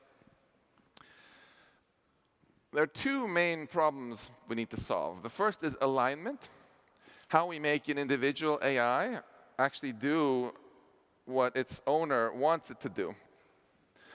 Jan Lekun's laptop was not so aligned because in the middle of his talk it crashed, right? The second problem is how can we also align all the organizations, the companies, the people, etc., around the world so that their incentives are to use AI for good things and not for bad things. Because if we only solve the first problem and make very powerful AI widely available, we can have the situation where somebody, some terrorist or anybody else really who wants to take over the world and do things that you don't want, can use the technology to do this. So we'll talk a little bit about that also at the end. This is the realm of policy. But mostly, I want to talk about the technical problem of how you align the computer and AI to do what you want it to do. And there are many, many aspects to this that we will hear about from Stuart Russell and many other speakers here. I want to focus on the specific aspect of how you can better understand what's happening inside of these systems. There's the so-called field of mechanistic interpretability, which is a very strong form of interpretability. And after you understand it, change the system so that you can trust it better. This is a relatively young field and a very, very small field. I recently organized the largest conference in the world on this topic at MIT. Look how few people there are at my conference compared to here, right? But I hope to convince you that this is a very promising and very exciting subject. And I would be very excited to collaborate with many of you on research projects in this. So, mechanistic interpretability. You train a neural network, an inscrutable black box that you don't understand, to do something intelligent. And then you try to figure out how exactly is it doing it. Why would you do this? Why do you want this? There are three different levels of ambition you could have. The lowest level of ambition is just to diagnose how trustworthy it is, to understand how much or how little should you trust it. For example, if you're driving a car, even if you don't understand how it works, you would at least like to know if you should trust the brakes or not. If you should trust that when you press this thing, it's going to slow down. The next level of ambition is to understand it better so that you can not just measure how trustworthy it is, but you can make it more trustworthy. And the ultimate level of ambition, and I'm very ambitious, so this is what I'm hoping for, is that we can actually extract all the knowledge in the black box that the machine learning has discovered and take it out and re-implement it in some other system where you can actually prove that it's going to do what you want. Stuart Russell might talk a little bit in his talk about proof-carrying code that can prove that it will run. It's a little bit like the opposite of a virus checker. If you have a virus checker on your laptop, if it can prove that your code you're going to run is malicious, it will refuse to run it. Otherwise, it will run it. Proof-carrying code is instead where the hardware asks the software to prove to it that it's going to do the right thing, and only if it can prove it, will it run it.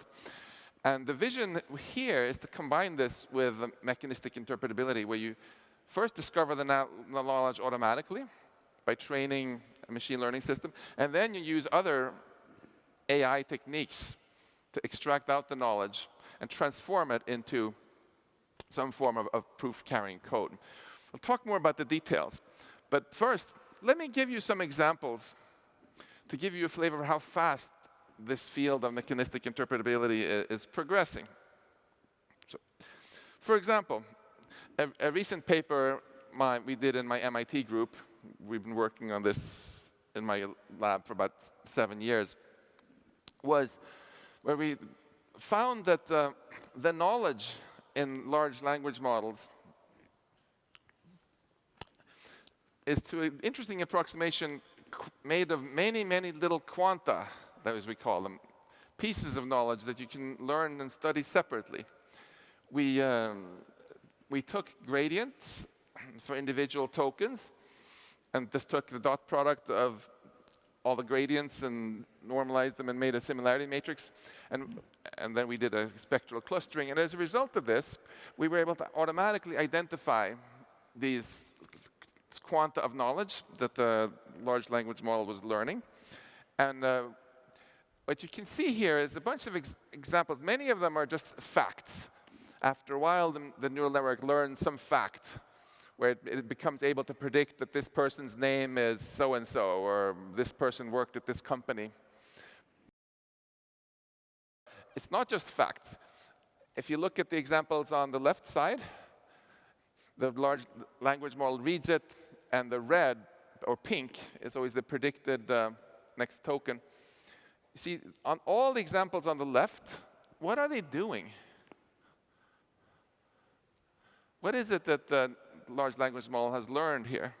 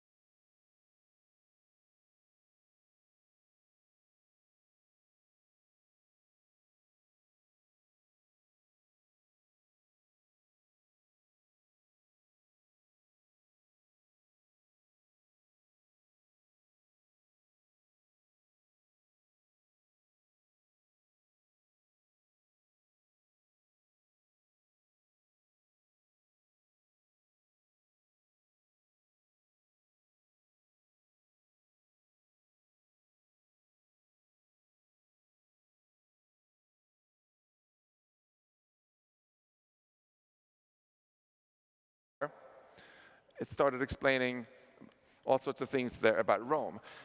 And they also discovered how it's stored. It's actually in a very, very simple way. It was linearly encoding it. Basically, you have a matrix, an MLP inside of the transformer, and when you multiply it by the vector that encodes Paris, out comes the vector encoding Rome with a large coefficient. We have there's been many, many nice papers in the last half year by many groups discovering how different kinds of knowledge are stored. We've done a lot of work at MIT looking at how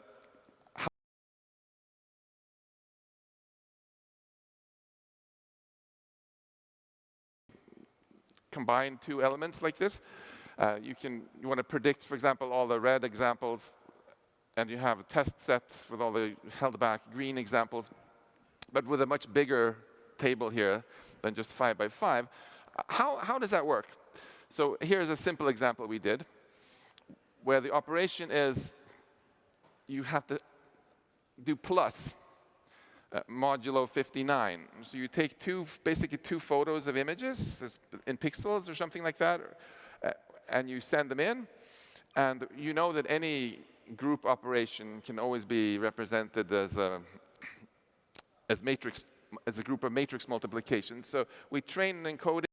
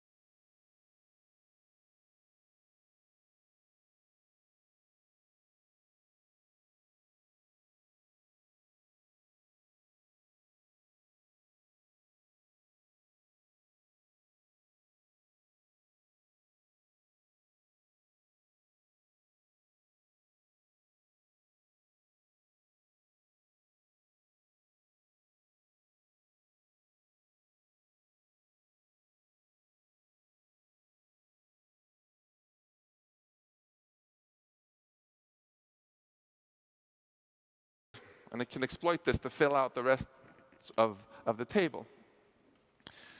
If you just do ordinary addition without the modular part, then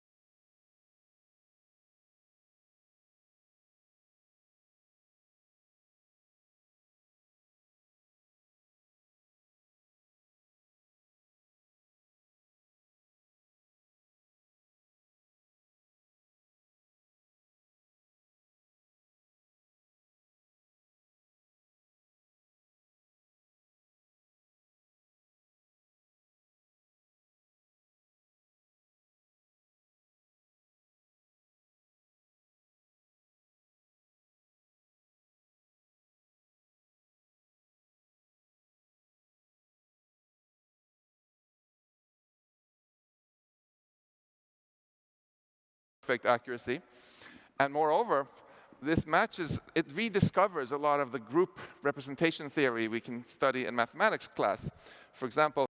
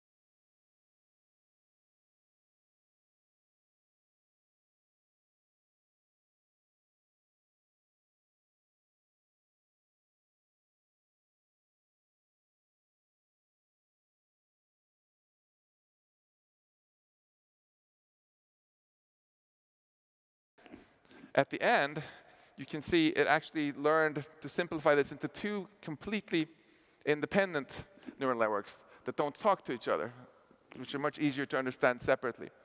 On the next one, there's feature sharing. When you look at it a bit, you can see now, oh, first, what's happening is it's learning to square the numbers. And then it's combining them. For the third one, you can see everything combines into one neuron. That's the stuff under the square root. And then it learns to calculate the square root in the last step, because we're plotting the activation of that one neuron on the x-axis against the output, and it's exactly the square root function. This works for larger systems also. This is what happens with MNIST. And these are small examples, but I think this is an what I want you to take away from this is we humans don't have to spend so much time figuring out how neural networks work if we can train them to simplify themselves first. It gets a lot easier. In this case, what we had was we saw that neural networks are often unnecessarily complicated because you have this permutation symmetry that you can do any permutations of the neurons in a layer without increasing your loss. And by removing that symmetry, you get simplicity, you get modularity. Another kind of unnecessary complication in many neural networks is continuous. So if you have a feed-forward neural network that does something really intelligent and accurate, you can put in any continuous nonlinear transformation of your data, if it's invertible, with some layers, and then you can have some more layers that remove that transformation. And it's still going to perform the same, but maybe it'll be more complicated. So with this awesome grad student from Beida, Liu Ziming, we were able to get some good results on this, where it could simplify itself over all of these different continuous transformations I mentioned and discover, for example, hidden symmetries in the problem. We applied it to a very famous physics problem of black holes. When Carl Schwarzschild discovered black holes in 1915, he thought that you would die when you reached the event horizon. Because if you look at the formula here, this so-called metric tensor that describes the shape of space-time, you divide by r minus 2m. So when r equals 2m, you divide by 0. That sounds terrible. Maybe you die. No. 17 years later, Gullstrand and Panlevey discovered that you can just continuously transform the coordinate system. This was a stupid coordinate system that Schwarzschild found. There's a better one where you see that nothing dangerous happens. There's no division by r minus 2m. You only have a singularity at r equals 0. It took them 17 years to discover this. Our automated AI tool discovered that in 1 hour. That there was a way of dramatically simplifying this famous physics problem. Since I have the pleasure to be in China, I have to say a little bit about AlphaGo, AlphaZero, etc., which of course made lots of news when we were told that it was better than humans at playing Go and chess. Here also there's been some very interesting work on mechanistic interpretability. This team at the Google DeepMind discovered by taking millions and millions of games, or game positions, and letting stockfish, the chess program programmed by humans, calculate the value of each position, how much material do you have, etc., and to see, was it true or not that AI, that AlphaZero had automatically rediscovered these things? And they found yes. The AI had actually automatically discovered by itself that a bishop is worth about 3 pawns, and a rook. Russell and colleagues wrote a very important paper showing that we should not trust AI too much unless we can prove it. Because you were all told that you can never defeat AI in Go, right? And you probably believed it, because even Kaji could not defeat it, right? But that was wrong, it turned out, because this paper, they found they could do an adversarial attack against these Go programs. And by placing a little trap and tricking the computer into surrounding your stones, and then you start to surround the computer at the same time as it's surrounding you.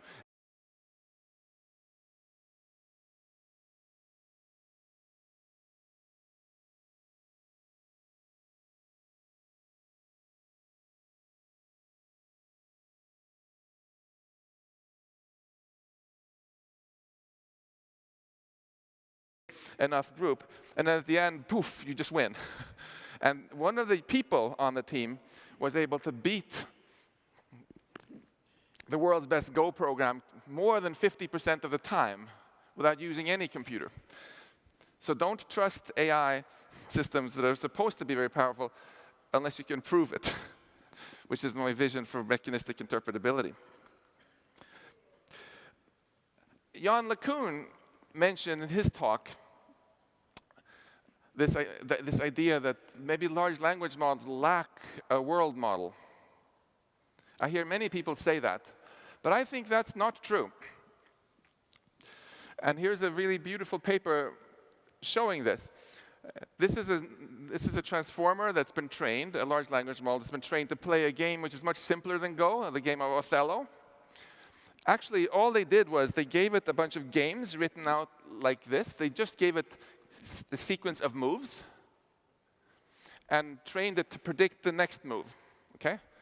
They did not tell it anything about the rules of the game or that it's played on a board and in a world or anything like that.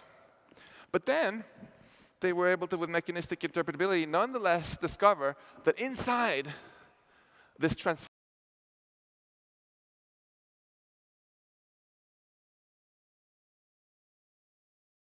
it was easier for it to do the task it was trained.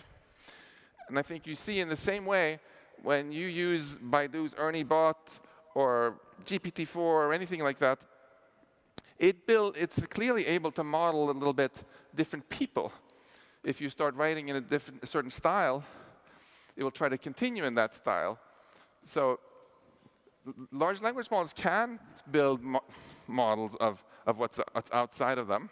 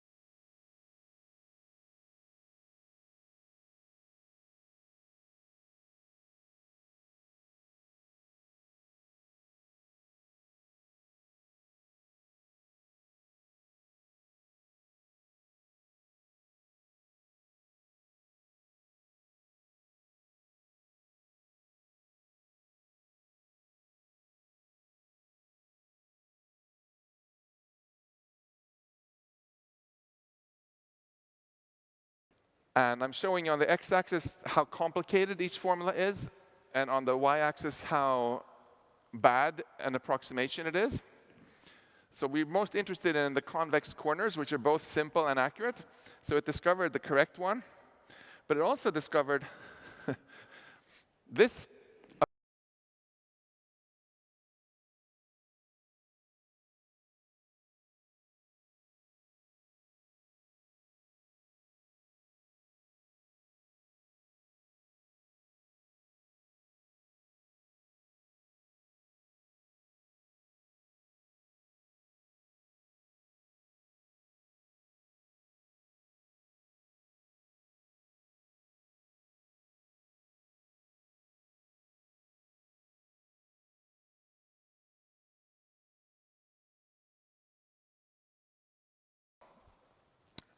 So in summary, I hope I've convinced you that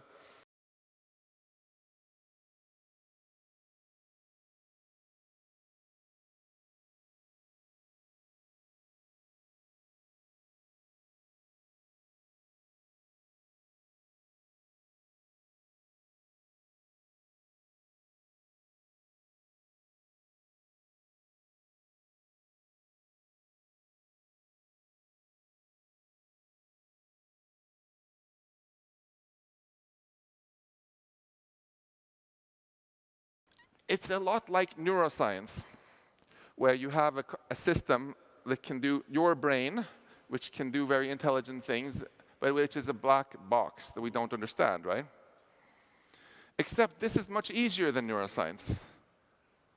Because when you do normal neuroscience here in Tsinghua, Daxue, or Beida, you can only measure maybe 1,000 neurons at a time out of hundreds of billions. And you have to get special permission from some ethics board to do experiments on humans. And there's noise. When you do mechanistic interpretability, you can measure every neuron all the time, every weight. You'd have no ethics board. You could even build your own organisms and try things. And as a result, even though very few people have worked on this field for a very short time, it's making progress much, much faster than traditional neuroscience. And this gives me hope that if more of us join this field, we can make very, very rapid progress moving forward and go far beyond the first ambition level of just figuring out whether to trust things or not and making them maybe a little bit better. I really think that the third and most ambitious option here, making something that's guaranteed trustworthy, will be possible. Let me just say one more thing to try to persuade you that it's not hopeless to have something much more intelligent than us that we can prove is safe. First of all, we don't have to write the proof ourselves. Right? We can delegate to an AGI or a superintelligence to write the proof because it is much easier to check that a proof is correct than to discover the proof. Right? So if the machine gives you a very, very long proof, you can write your own program in Python, which is so short and simple that you completely understand it, that checks that whole proof, is like, yep, that's right, I trust it, I can run it. And similarly, you might think, oh, if it takes one graduate student 1 year to write one paper about something, this does not scale. But all the tools I showed you here almost in mechanistic interpretability were automated, where you can make a machine do all the hard work.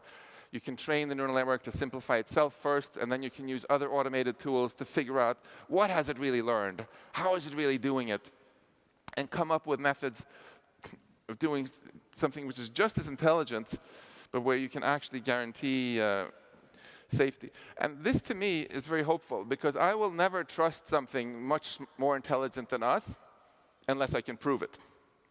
But if I can prove it, I will trust it, because no matter how smart it is, it cannot do the impossible. So this offers an opportunity to really keep control over systems that are much more intelligent than us. We use these techniques to make them prove their own trustworthiness, and then we only run the ones where we actually have proofs. To finish, let me just say a few words also about the second part. If we have these machines that will obey the person who controls the machine, how do we make sure that people or companies don't do bad things with their own machines? This is, of course, the question of policy. So let's listen again to Yoshua Bengio.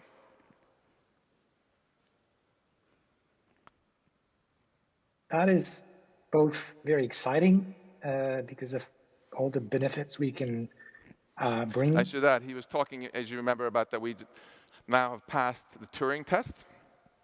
And what does that mean? That is both very exciting because of all the benefits we can bring with socially positive applications of AI, but also I'm concerned that powerful tools can also have negative uses and that society is not ready to deal with that. And that's essentially why we are saying, let's slow down. Let's make sure that we develop better guardrails. So this letter is saying, let's pause, which was mentioned earlier. I want to be clear, it does not say we should pause AI. It does not say that we should pause almost anything that we heard about here so far in this conference. We should continue doing almost all the wonderful research that you're all doing. It just says that we should pause development of systems more powerful than GPT-4. So this would mainly be a pause for some Western companies right now. And the reason for that is that these are precisely the systems that can lead us the fastest towards losing control. Having super powerful systems that we don't understand enough. The purpose of the pause is just to make artificial intelligence a bit more like biotech. You know, in biotech, you cannot just, if you're a company, say, hey, I have a new medicine I've discovered. I'm going to start selling it in every supermarket in Beijing tomorrow. No. First, you have to persuade experts from the Chinese government or the American government that this is a safe drug, that its benefits outweigh the harms. There's a review process. Then you can do it. If we establish guardrails like this for those AI systems that have such great power that they really could cause harm, potentially, then we will become like biotech, right? There's a level playing field, not the race to the bottom. We go a little bit slower, but as a result, everything we have is safe. Will this destroy innovation? Well, let me ask you this. Did the biotech innovation get destroyed by the fact that you have to get approval for your medicine?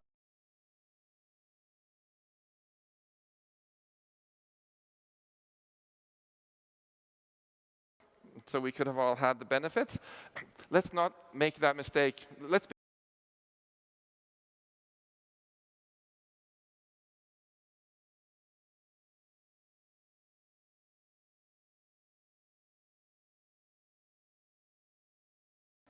a unique opportunity to contribute to safe and wise governance of artificial intelligence. You know, both the upsides and the risks of very powerful AI, like superintelligence, of course, will be shared by all humanity.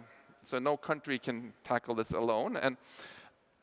And China, I think, is really uniquely positioned because China is a world-leading science and technology power, so it can help lead research, therefore, not only on how to make AI powerful, but also how to make it robust and trustworthy.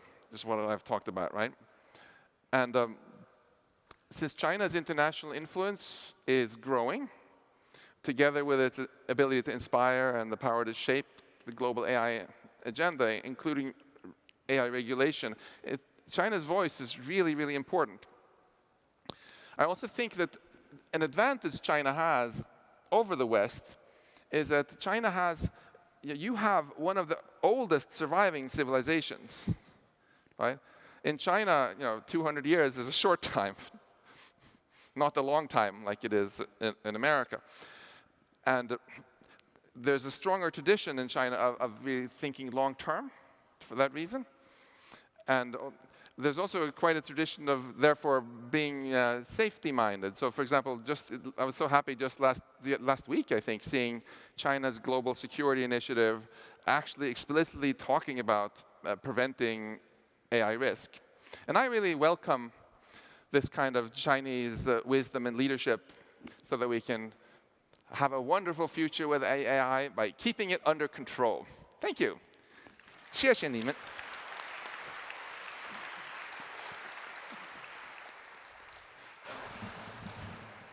Well, thank you so much, Max, for the very thought-provoking talk.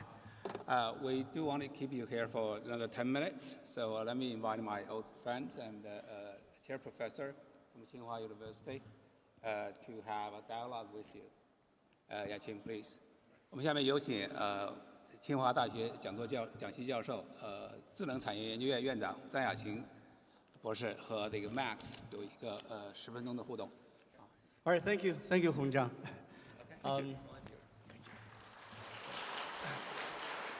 Max, nice to see you again. Okay, nice to see you again. Nice to see you. That was certainly a very informative and enlightening talk.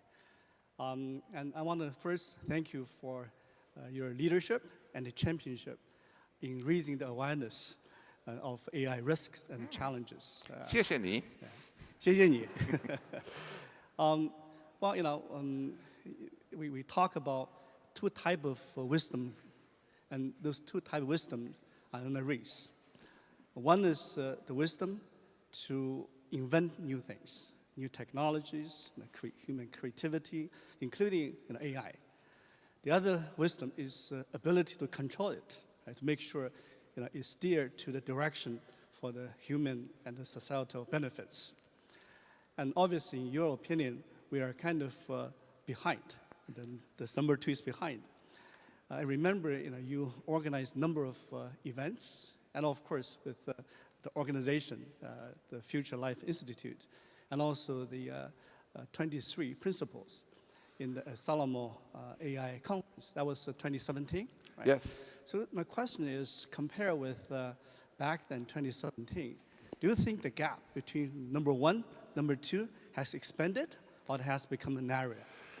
I think, unfortunately, it's expanded. So if compared to 5 years ago, or even 2020 when I was in China last time, what we've seen is the growth of power of AI has gone faster than many people expected. Most of my colleagues in 2020 did not expect that we would pass the Turing test in 2023. And the wisdom, it's gone a little bit slower than we would have liked.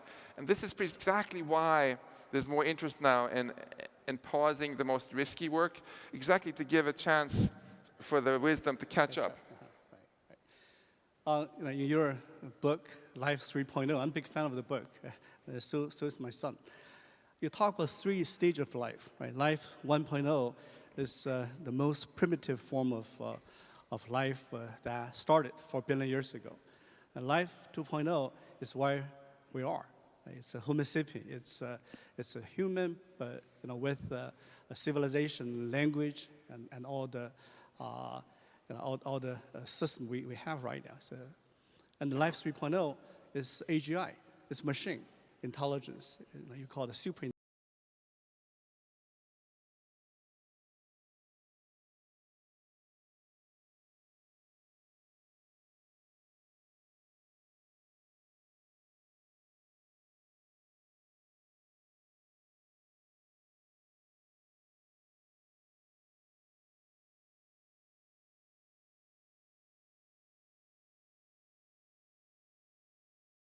How close we are, and do you want to change your definition of life 3.0? Well, it's pure carbon, or it's a mixture of carbon and silicon? We humans, maybe you are already maybe life 2.1, 2.2, because we can put in a pacemaker, cochlear implants, and maybe some of our children are so connected to their phones, they're almost part of between 2 and 3. Yeah, but it's important to remember that on one hand, Life 3.0, it's a very inspiring idea, right? The idea that after spending first 200,000 years or so of human existence really being disempowered, just trying to not get eaten, trying to not starve to death, having very little control of our future. We've now, because of science and technology, become the captain of our own ship, kind of the master of our own destiny. That's exciting, I think. And we see that if we continue this trend with better AI, closer to Life 3.0, we can also do so much more. Instead of having silly fights on this little spinning ball in space about who should have this little territory there.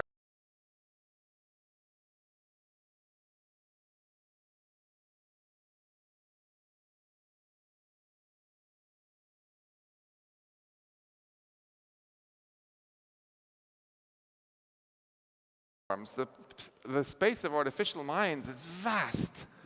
And we have a lot of choice in what kind of Life 3.0 we go to. I personally love humanity, human beings, humanity. I think I would like to steer towards a future with Life 3.0 that has compassion, has emotions, has feelings, cares about some of the things we care about. Not some kind of zombie, totally unconscious machines that all they care about is something that we consider very banal. I think those are all real possibilities. So I would like to be empowered and not just sit here with you and we eat popcorn and we wait and see what comes, but ask ourselves, what do we want to come, and then steer in that direction. So it will be an ideal combination of human intelligence and machine intelligence to the best of the world. It's all possible, but it's not happening automatically. It will happen because the people here think hard about where we want to go, and then we work hard to steer in that direction. That's how we get. Max, you were born in Sweden, right? You grew up in Europe, and you live and you teach in the US. You travel around the world, and you talk with a lot of Chinese colleagues. So let me ask you a question that the AI governance, the state of AI governance. If you rate the level of state of AI governance with a scale.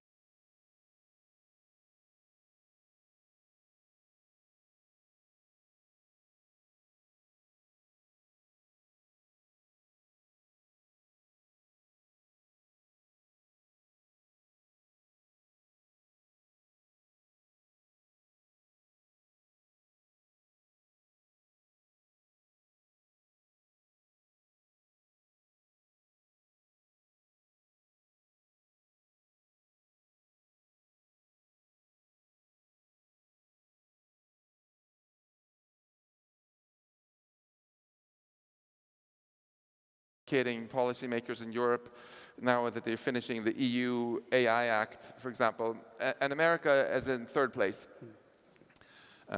I think that if we can make Europe, if we can help Europe come up with really sensible regulation, it's likely America will follow them.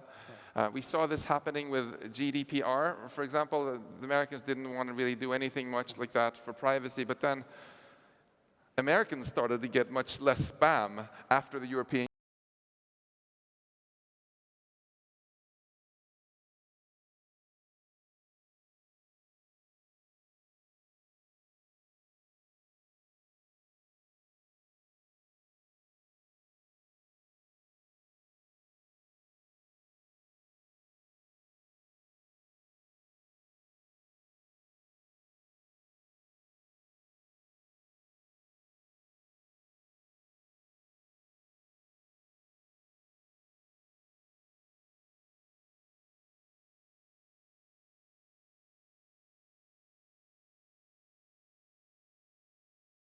choices.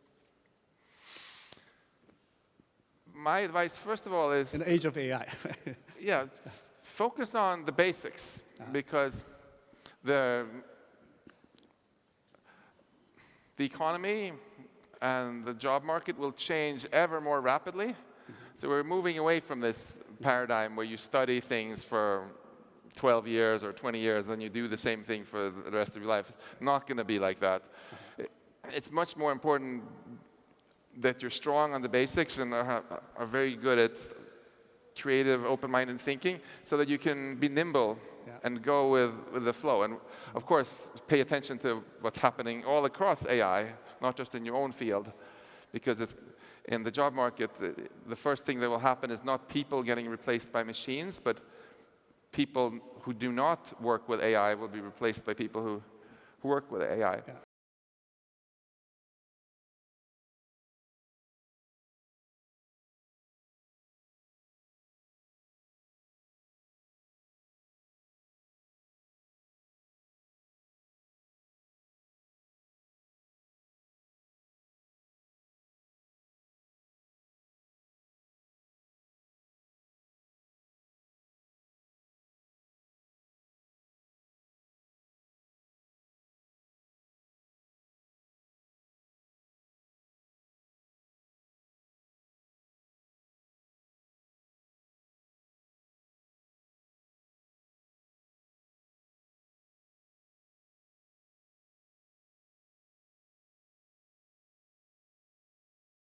That. I think if we work hard on mechanistic interpretability and many of the other technical topics you'll hear here today, we can actually make sure that all this ever more powerful intelligence works for us and use that to create an even more inspiring future than science fiction writers used to dream of. Yeah, talk about young Lecun, just 1 minute. And I have a huge respect for Yang, and he's a pioneer. We did a lot of work following his pioneer work. Yeah, me too. But one thing I disagree, just to cause a little bit of debate, and he talked about system 1 to system 2, right? And think AI already passed system 1 and is really trying to make system 2 work in Daniel Kahneman's taxonomy. I actually have a different view. I think system 2 is probably AI can achieve in the foreseeable future. System 1 is actually the hardest, because that is the instinctive capability that we don't even know how to inference, how to reason. And just like autonomous driving, I spent a lot of time working on the self-driving cars. And you can learn how to drive a car, but once you learn, it is that muscular memory, it's that instinct, system 1, that actually give you that edge. Right? And that's why we have troubles with our AI system. Yeah. That's also. And this is something I think we probably both agree with Jan Lecun about also, is that the architectures will change again. Now everybody's like, oh, transformers. But I'm quite confident that when we get artificial general intelligence and superintelligence, it's going to look nothing like a transformer. Rather, some of the things we're developing now will be can maybe be at best be components in other systems. You already have things like Auto GPT, where people put loops around large language models and complement what they can do with a lot more traditional machine learning. One thing which is also very obvious from almost all the work in mechanistic interpretability so far is that every time we figure out how a large language model does something, we're like, oh my God, that's so stupid. I can do it much better.